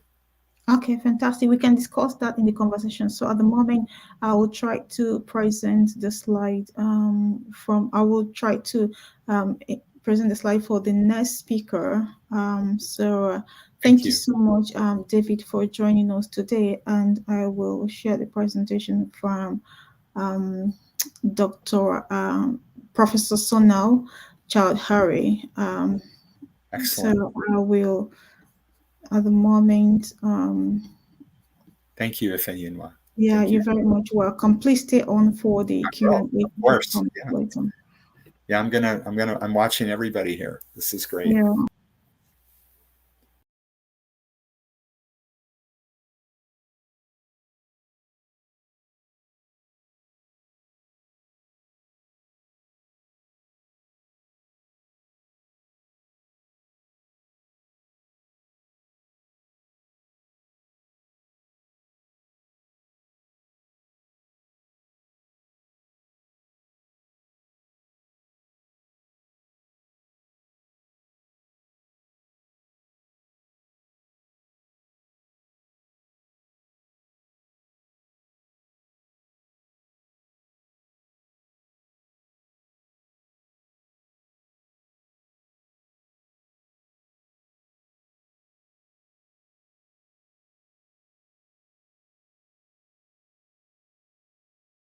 Right, good afternoon, everyone. So today I'll be presenting about STFC Food Network, which is one of the projects that I'm leading.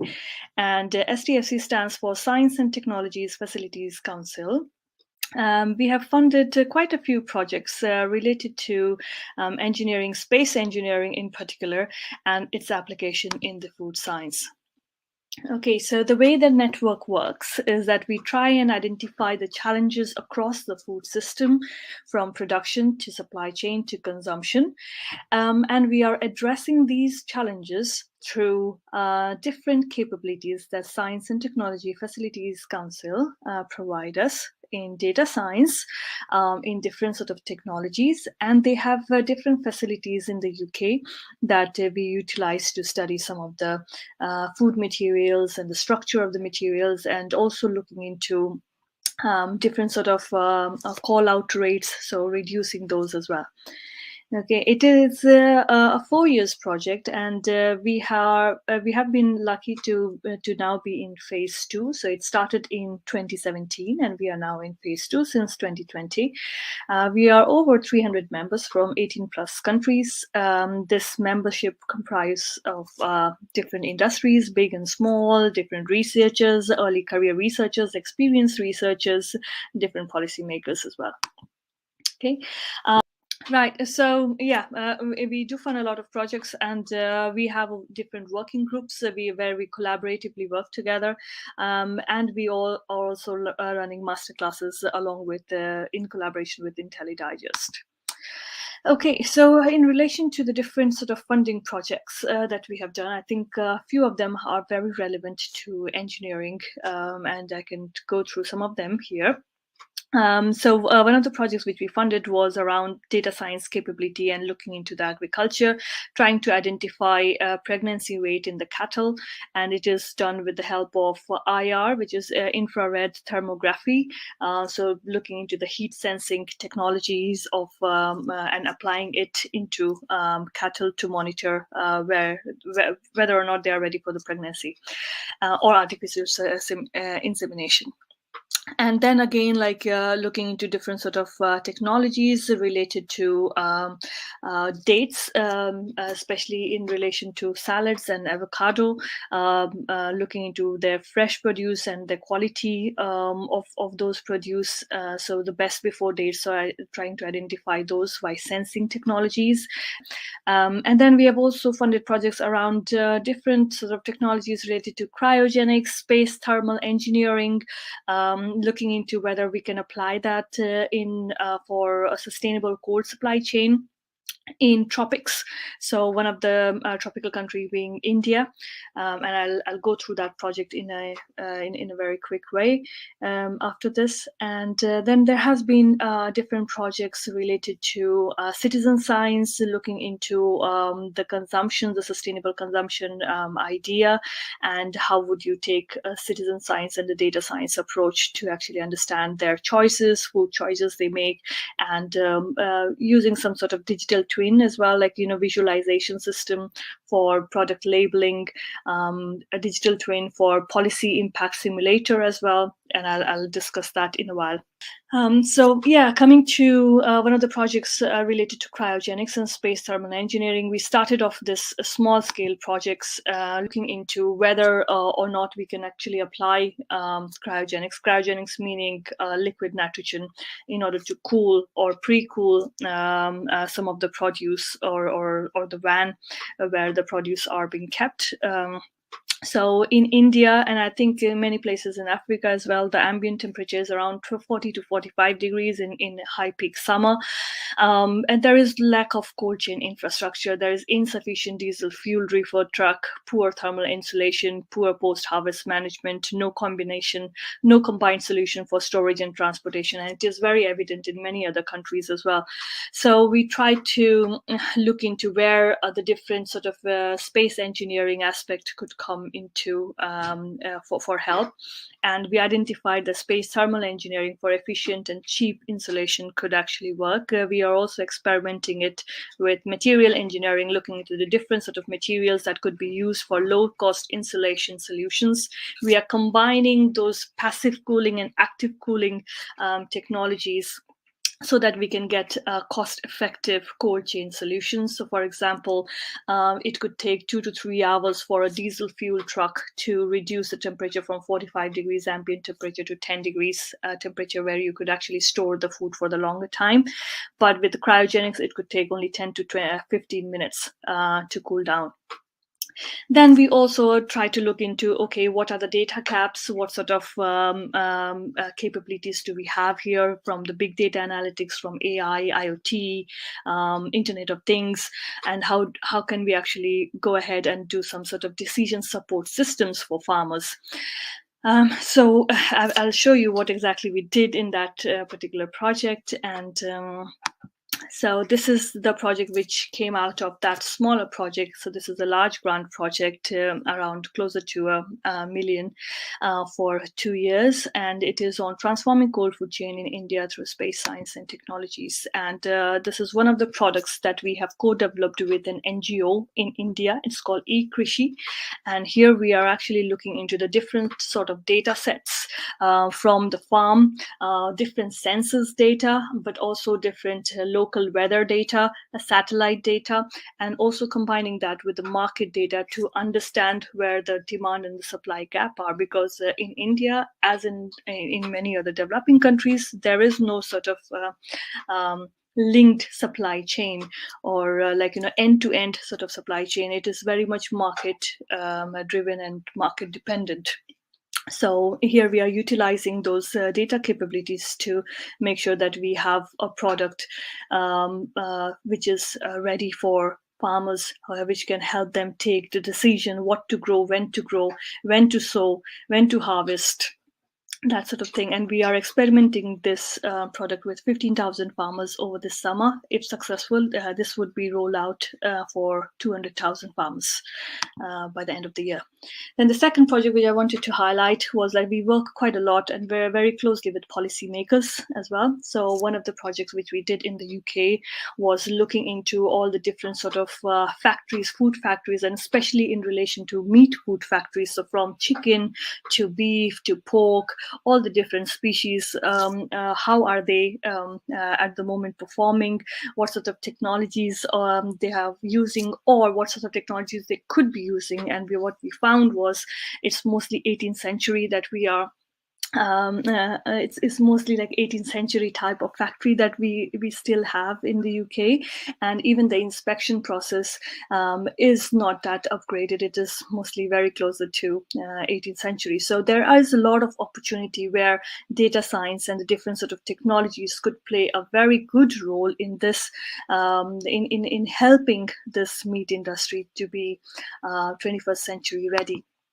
And we did a lot of workshops with policymakers, with food business organizations, a lot of interviews to identify the pressing point or the quick wins where we could actually go ahead and apply some of the technologies. And we got, again, another big be part of this family. And yeah, happy to take any questions.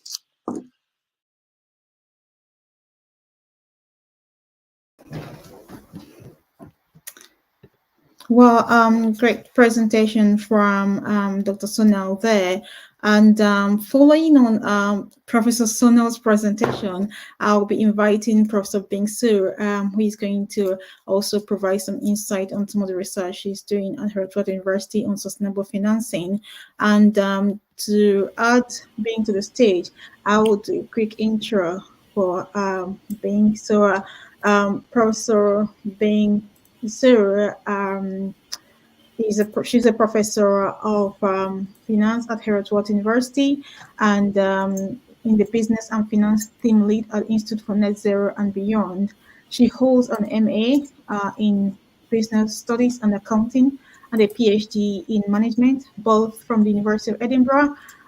Bing's research focuses on leveraging social science innovations to tackle the challenges of achieving net zero particularly in the areas of low carbon fuels, circular economy, and sustainable cold chains. Currently, she leads on policy, society, and finance, theme of the work on several UKRI-funded projects to address barriers around business and finance models, social dynamics, multi-criteria, decision-making, analysis, and policy, such as zero-emission cold chain. That's coming up again, showing that it's very important. Green ICEs, UKRI Interdisciplinary Center for Circular Chemical Economy, Digital Circular Electrochemical Economy, CCUS for UK cluster decarbonization. And it's my pleasure to welcome Bing to speak to us on her research. Thank you so much, Bing, for joining us.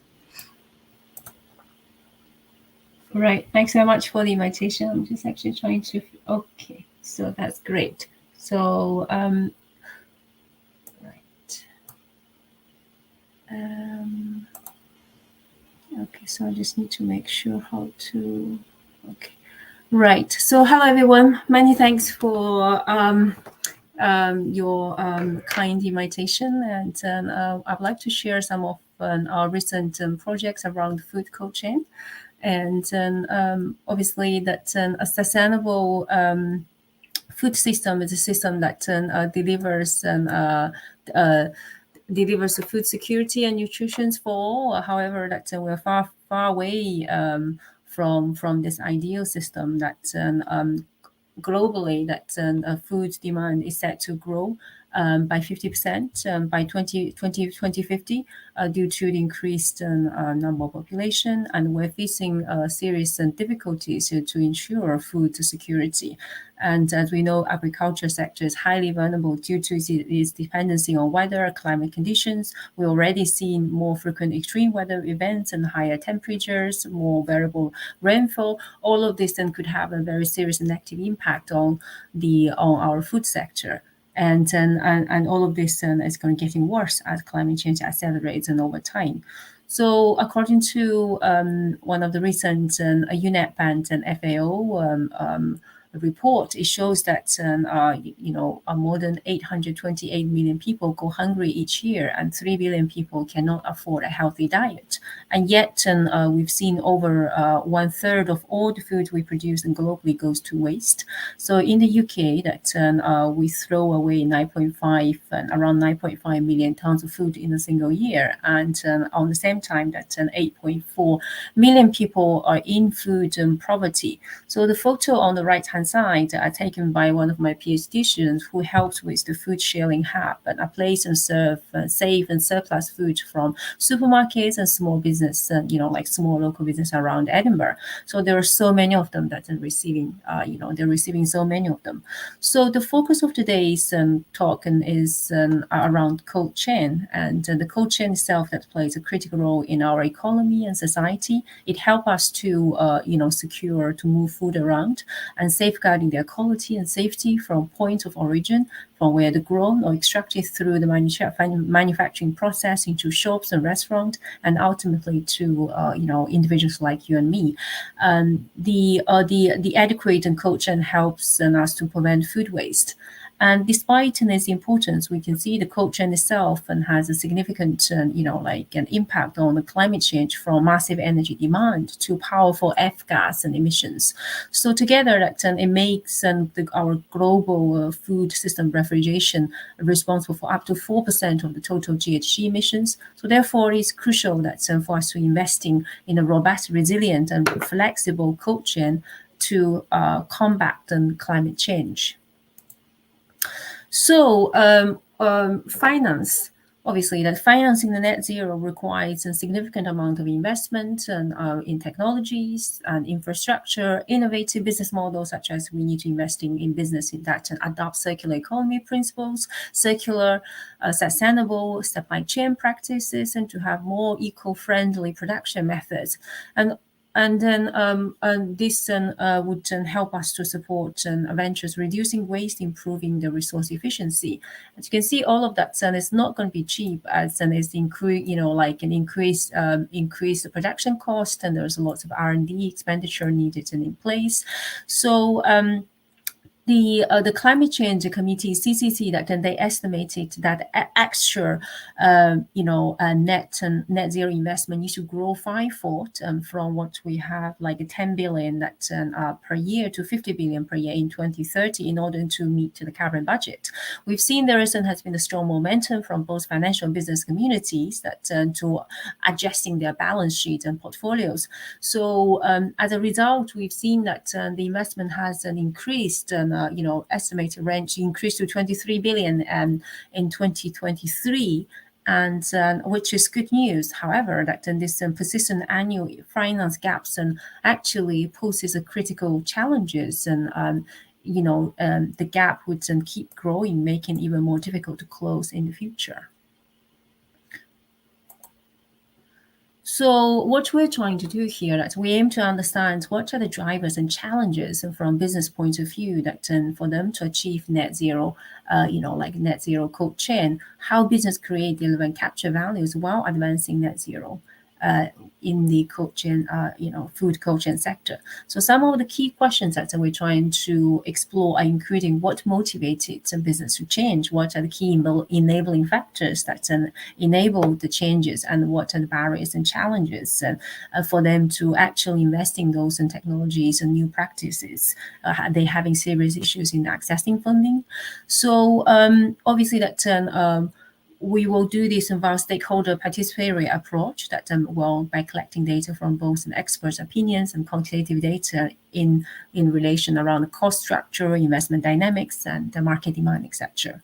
So based on various, stakeholder engagement, and then we've drawn this cognitive map, and which helps us to have a, understand, trying to draw the key barriers and, drivers and barriers and interrelationships and among different factors. So to, to increase or decrease investment towards a net zero cold chain. So it basically divides into kind of like, 4 different dimensions. There's a financial drivers, there's clearly the regulatory driver, there's a risk, and how do we mitigating those risks. So if we move on to the motivations, that we want to have a clear understanding what really motivates business to decarbonizing their cold chain. So one of the reasons to believe is that business, they want to decarbonize their cold chain because of financial consideration, long-term cost savings associated with more efficient and energy efficient and capital, sustainable practices. And secondly, that a green finance and also represent the cheaper source of finance in some cases. So this could be from a cost of capital angle.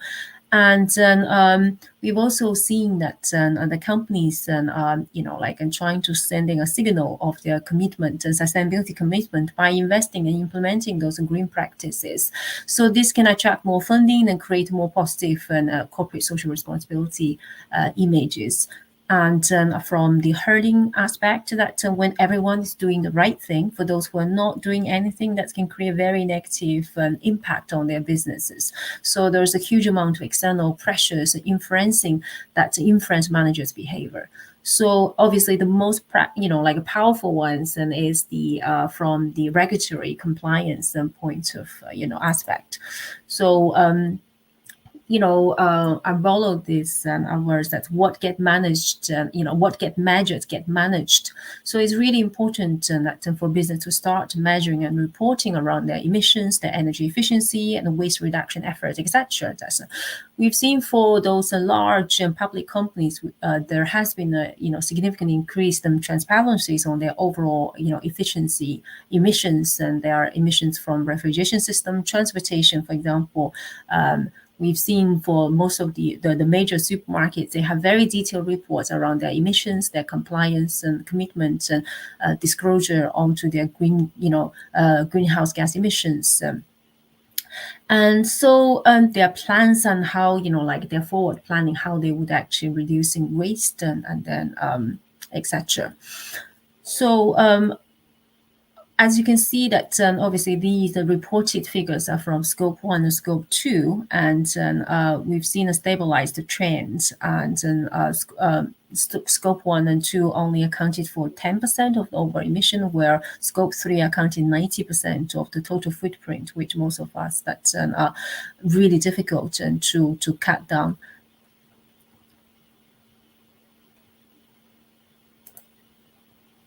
So the other thing that I would like to talk is around, so what are the other, like the forces that are slowing down or preventing the investment? So obviously, depending on the size of the business and what they are looking for money, they have, they have a different they can access different types of funds.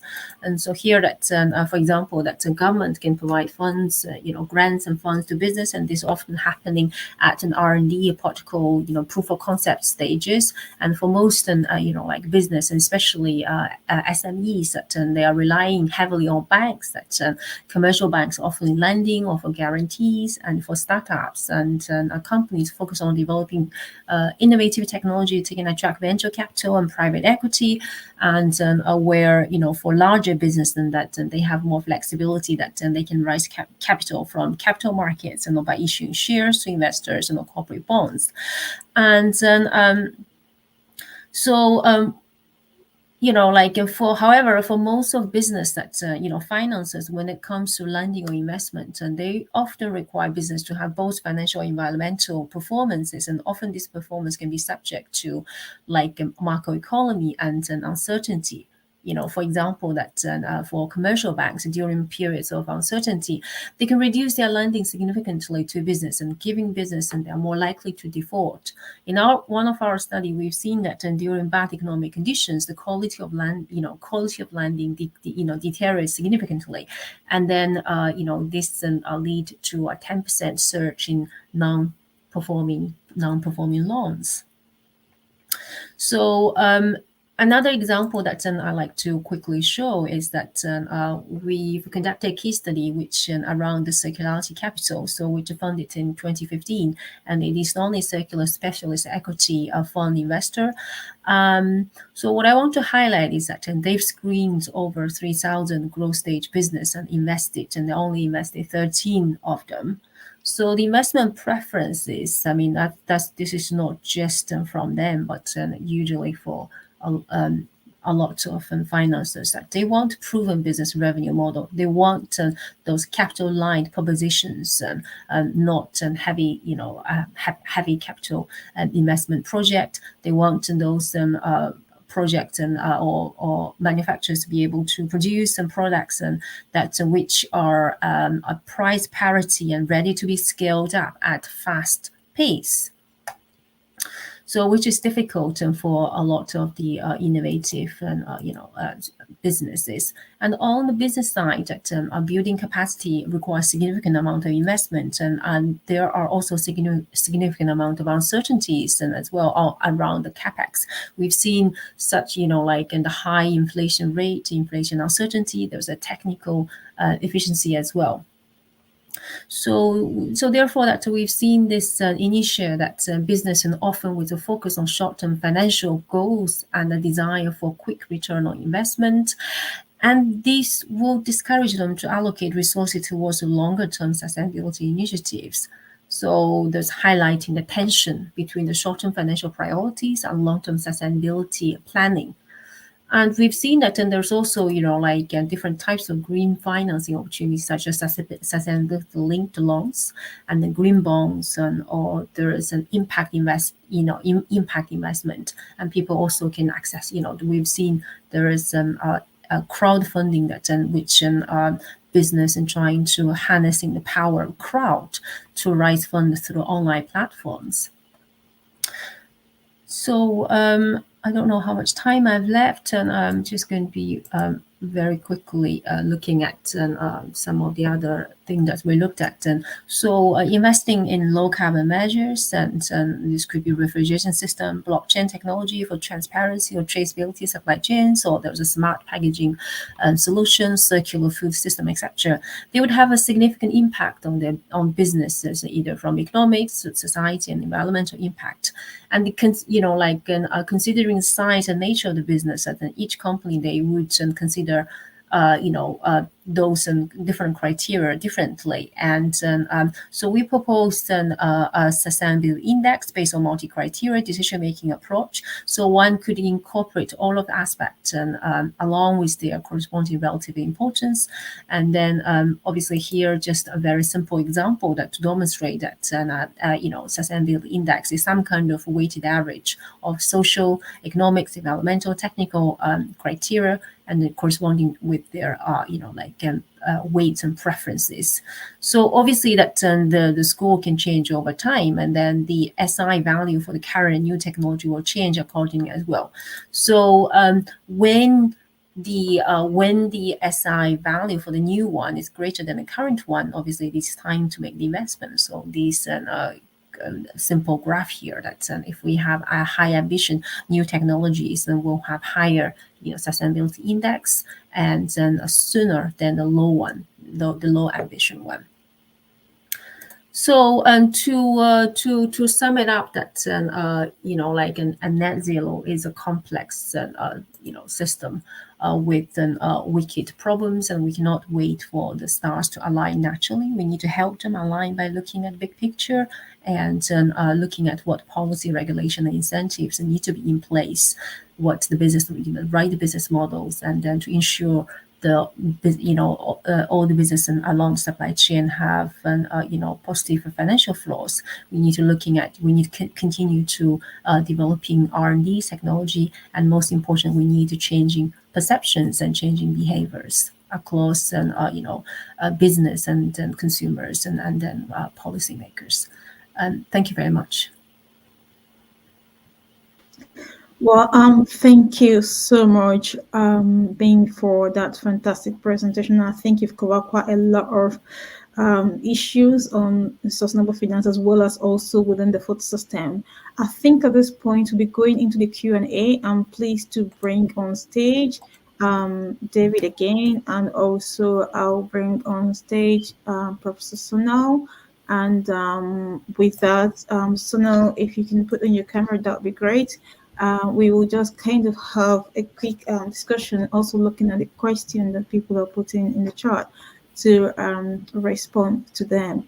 So once again, just a reminder, we are on the Financing a Sustainable Food System webinar, and I'm so pleased that you have stayed on with us at this point. It's been very interesting conversations, and also the presentations from the global agri-food techpreneurs and presentations from our speakers on their journey within sustainable finances, as well as also the food system. So just to come to you, David, what was your take with regards to the COP28 going on at the moment, and the discussion about a lot of issues is spoken around climate finance, and then having the finance for the agri-food sector as a sector of it. What is your thought on that, and how do you see that evolving for the future to ensure that most of those funding could be allocated to agri-food projects? Thank you. Briefly orienting to the discussion, there are a few areas to look at that are connected, they're synergistic.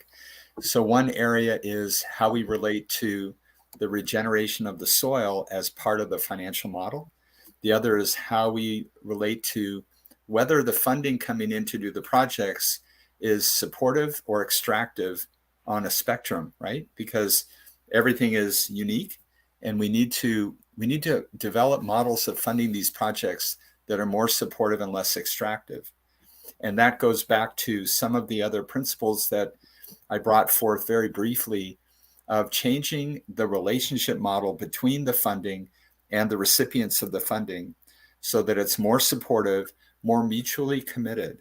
One of the problems that I see, and Bing, your presentation was fantastic, because I see so much of the time in my work with banking and with financing projects that the source of financing is still not completely committed to the mutual success. In other words, the old financial models are designed upon a scarcity model where there's envisioned a scarcity of money and an abundance of projects. One of the stats that you put up there was, I don't forget how many thousands of projects were looked at, and 13 were funded. And my question is, what happens to all the other ones? Are they all worthless? Or some of them are probably worth funding.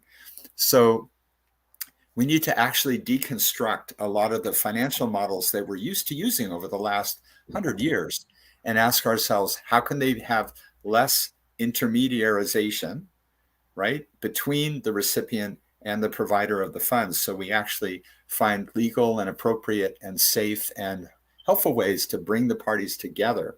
Because when they have relationship, it actually creates a toroidal effect that supports the success of both parties through the relationship.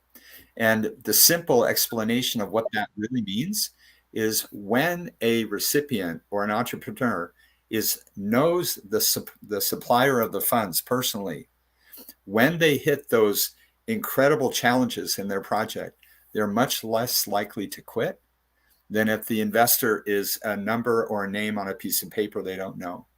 And we start to engage the deep roots of community, and we create community in our funding relationships. So then those entrepreneurs are forced, I'll include myself as one of those, we are forced to dig deeper and become more creative and bring in more help and stretch further to actually succeed, because we will commit to not failing, not just ourselves or our dream or the mission, but our friends, like family. So I would say that's the most important thing to bring into this discussion is how can we take those principles and go into all these structures that we have and find and ask the people in those areas that almost all of them mean well, right? They all mean well. They're just hampered by those old structures. How can we bring more relationship, more mutuality, those principles that I outlined, abundance, mutuality, collaboration, creativity, efficiency, and generosity? They are a circle and they keep going. So that's maybe an opening look at that question. Yeah. Yeah, I think that's really important, bringing out all the factors and seeing how they intersect and how we can make the basis of them, and not just the connection between these impact, but also how we can bring bring the present, showing different potential sources of funding, and how do we leverage these different routes of funding to make sure that we can deliver a sustainable food system. So I think that brings me again to you, Bing, regards to sustainable index. You mentioned sustainable index and also ambition. How do you see this playing out for financiers, for the funders, whether they are commercial banks or multilateral development banks or different philanthropies? How do you see that playing out for them? How do they connect with these factors, especially when it comes to sustainability linked factors?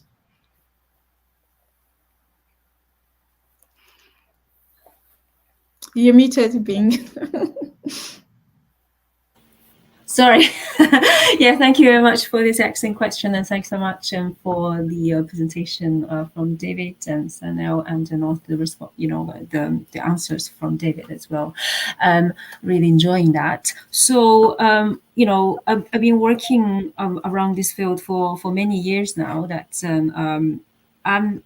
there's quite a lot of time that I feel quite disappointed. And then, there are times that I feel that there's some hope, but there's time that we see the finance as usual, as exactly David said, that they want everything, right? They want performances, they want they want financial returns, they want sustainability. So sometimes it's really, really hard. And we've, for most commercial banks, for example, that are commercially driven, and I think it's very hard for businesses, and especially for SMEs actually. And you can see that there are some alternative and channels, and as I showed in one of the slides, that people may relying on the green finance, sustainability linked bond loans, or there is like a debt, kind of like low interest rate and like lendings, loans, and or impact investment or even crowdfunding. So in one of the projects we worked with, and they relied on crowdfunding because they couldn't get the money from the traditional, like financial institutions. They turn to people because people, they are, more passionate and about doing the right thing.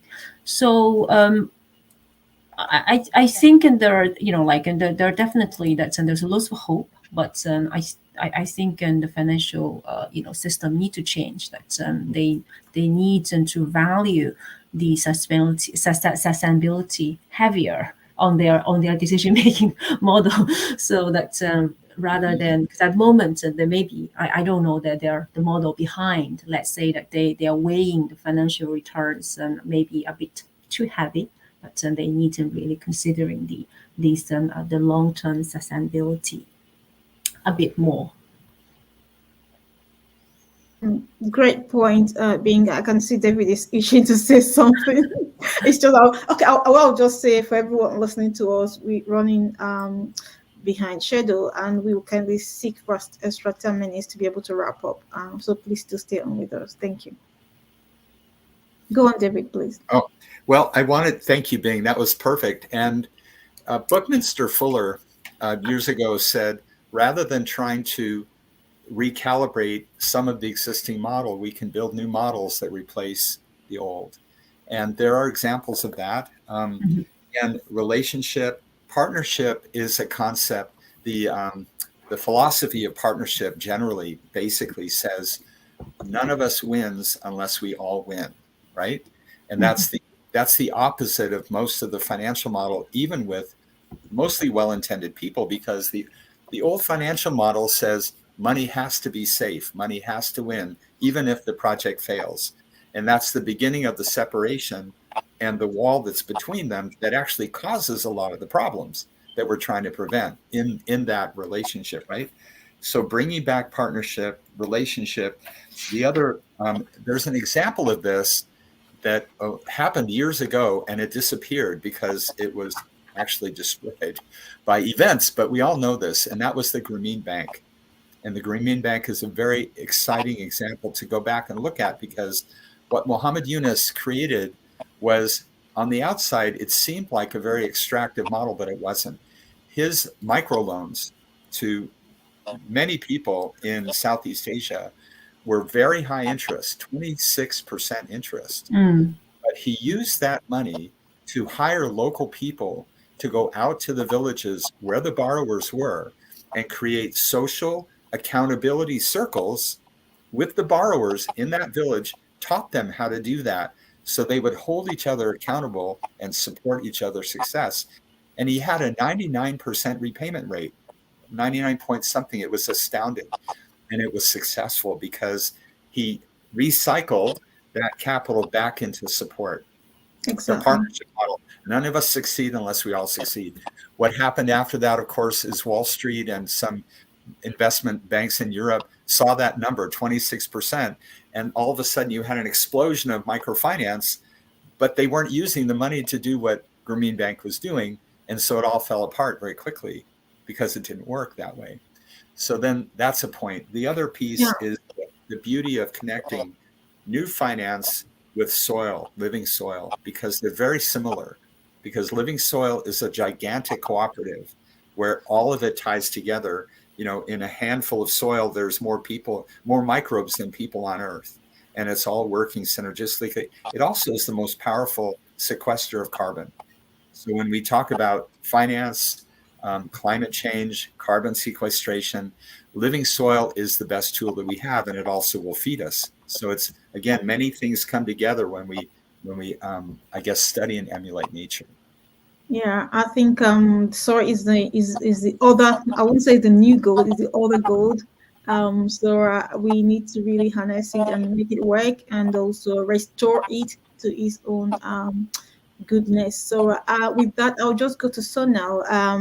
I mean, you've led this STFC Food Network with funding from the Science Technology Facility Council, and that was focused on developing cutting edge technologies and also engaging in cutting edge research to address food system challenges.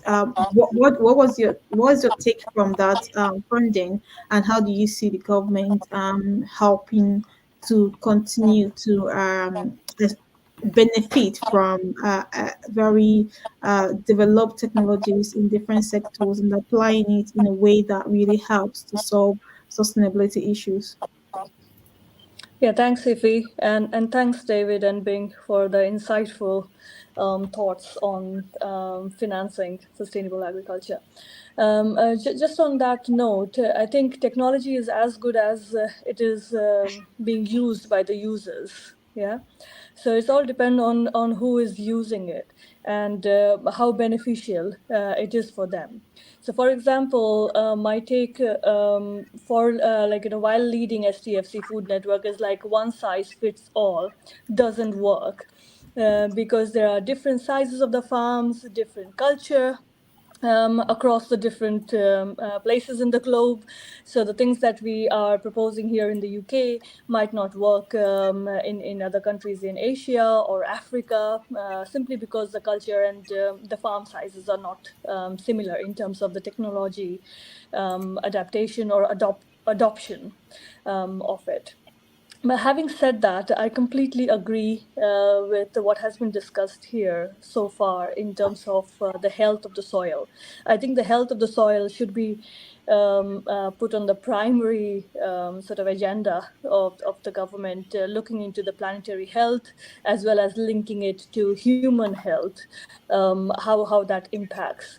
One of the other things which has been very less talked about, but I think there are emerging dialogues being going on with the government and other startups as well, looking into agroecology and how those could be financed well for farmers, how farmers could be actually rewarded and incentivized for the best practices. We still haven't got the right model, I guess.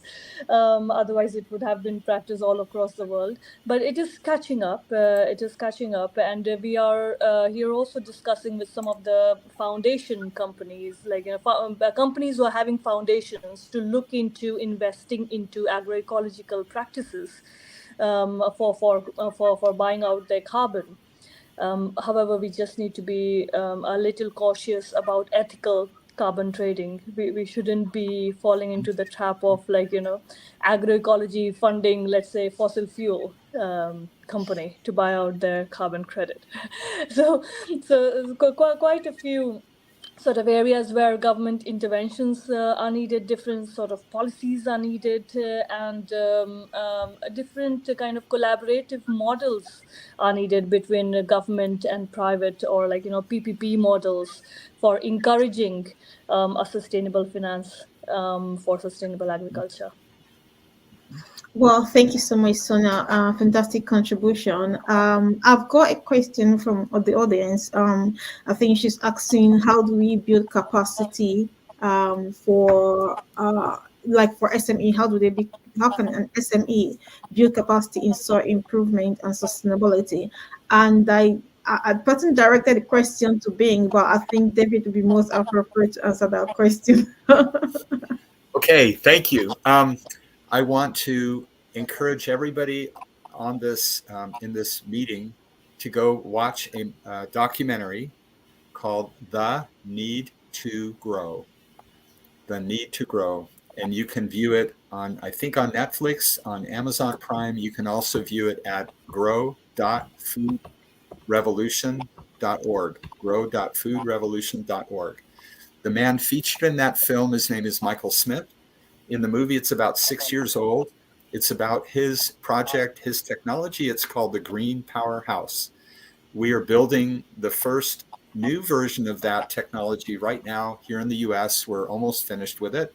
We now call it an Earth Power Lodge. And one of my companies has been formed to assist Michael Smith in bringing that technology to the world. We have many countries already wanting it. The basics of it, it takes green waste of every kind, creates biochar and energy, of course, Hypergrows nutrient-rich algae that grows 800% per day in weight, combines them, the two, with 4 different kinds of biorefineries that ferment and blend and potentialize the nutrient value of that liquid. We call the liquid regenerative. We spray it on the soil, and it grows the microbiome 400 times faster than basic composting. Proven for many years, it works. He's a genius. These are closed loop systems that can adapt to any bioregion and can be customized. And we have companies ready to bring that anywhere in the world right now. So that's one way to deal with the soil. The other part that's important is to create globally distributable, sustainable, and efficient ways to get that food where it needs to go. And we have found one of those ways. There are others on this call also, but a lot of us have technologies to make that food transportable, storable, efficient, available at a high nutrient level, right?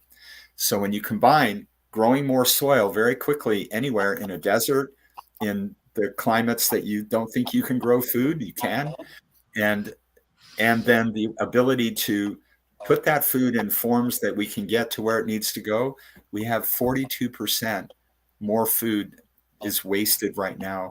That's enough food to feed everybody. We just have to connect the dots. And then the last piece is soil and food and money are the same.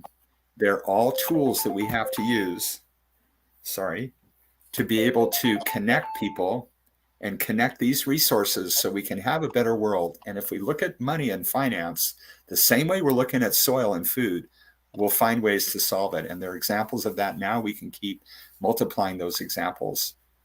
Thank you so much, David. I think one thing I'm not sure that did come across to everyone who is listening to us today is the unique model you've developed with Unifield with regards to being able to commit farmers to adopting sustainable practices by committing to pay them for a certain amount of their produce. So that means that if they are producing this quantity, you are committing that you're going to buy that off them and create a market for it. I think that's fantastic, and that means that it could help more farmers to be, committed to adopting sustainable practices. So I think that's a very unique financing model that should be deployed almost everywhere in the world to boost organic food production.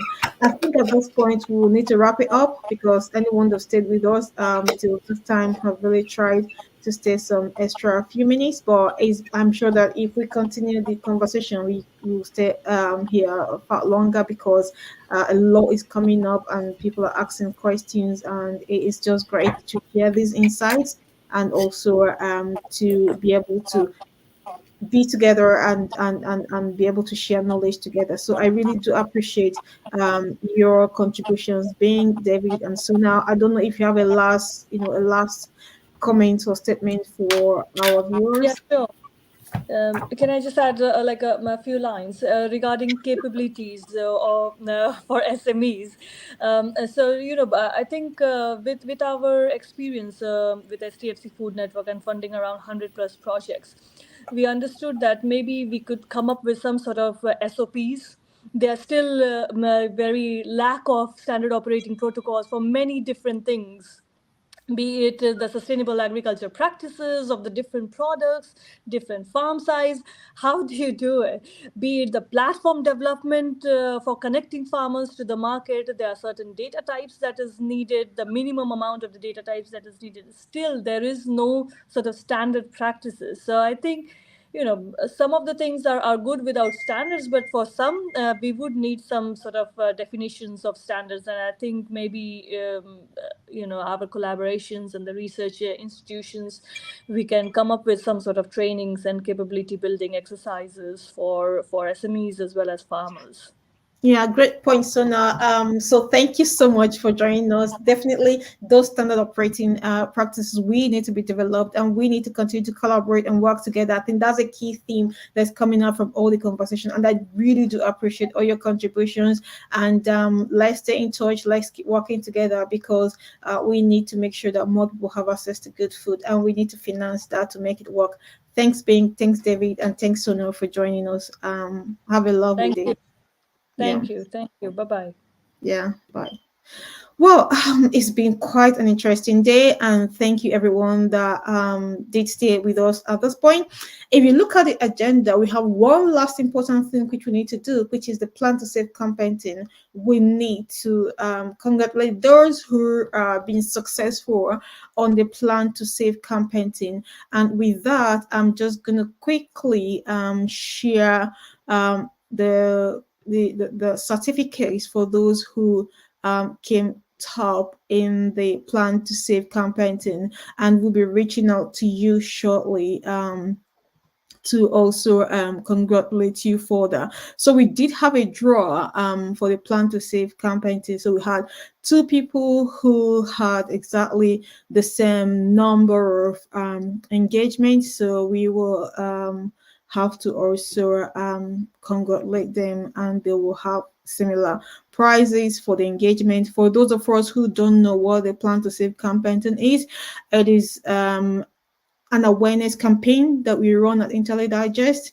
The awareness campaign is trying to educate people and create awareness about the importance and of the actions we can take to ensure that we can evolve a sustainable food system. So the top participant in the Plan to Save campaign, in which we did an intensive campaign for 24 hours within from World Soy Day to yesterday, which is 4th of December. So the top participant who completed that and then requested for the certificate on the on IntelliDigest website include Ali Denge Dubar. Congratulations, we'll be reaching out to you on the next step. So you had 1,000 engagements, and we also had Diodoni Keba, you engage over 1,000 people. We'll be reaching out to you to follow up with you on the World Food Tracker voucher, which is what you've won for participating in this. And finally, we have Kamlan Ismail. Congratulations, Kamlan. We will also be reaching out to you to follow up with you on the World Food Tracker voucher, and we hope to also share further engagement with yourself using the World Food Tracker voucher in our next coming webinar. So thank you everyone for joining us. We are so pleased to be able to share these winners for the Plan to Save campaign. Once again, I'm just going to go through them again. So we've got Ali Denge Duba, and also we've got Judena Keba, and finally Kamlan Ismail. Congratulations for being the winners for the Plan to Save campaign. If you have not engaged with the Plan to Save campaign, please do go to IntelliDigest website and do look out for the Plan to Save campaign, and we will really appreciate that you engage with it, because it is just a way we can help spread the message and help more people understand the importance of food as an important thing for keeping them healthy, as well as also restoring our environment. And unless we're able to share this message, unless we are able to communicate this to other people, they will not know about it. So please do engage with the Plan to Save campaigns. And I think at this point we are going to wrap it up. So I'm just going to put finally the Plan to Save campaign link in the chat. So please do engage with it. So we're going to wrap it up at this particular point. But I really do appreciate everyone that joined us. For the global agri-food techpreneurs who may not have been able to present today, I'm sure there will be future opportunities for you to continue to engage with the wider stakeholders and the network that we work with. But yeah, it's been a great day celebrating and recognizing the World Soil Day and International Day of Banks through the Financing a Sustainable Food System webinar. I hope you did find it useful and very helpful, and we love to stay in touch with you. Have a lovely day. Thank you very much.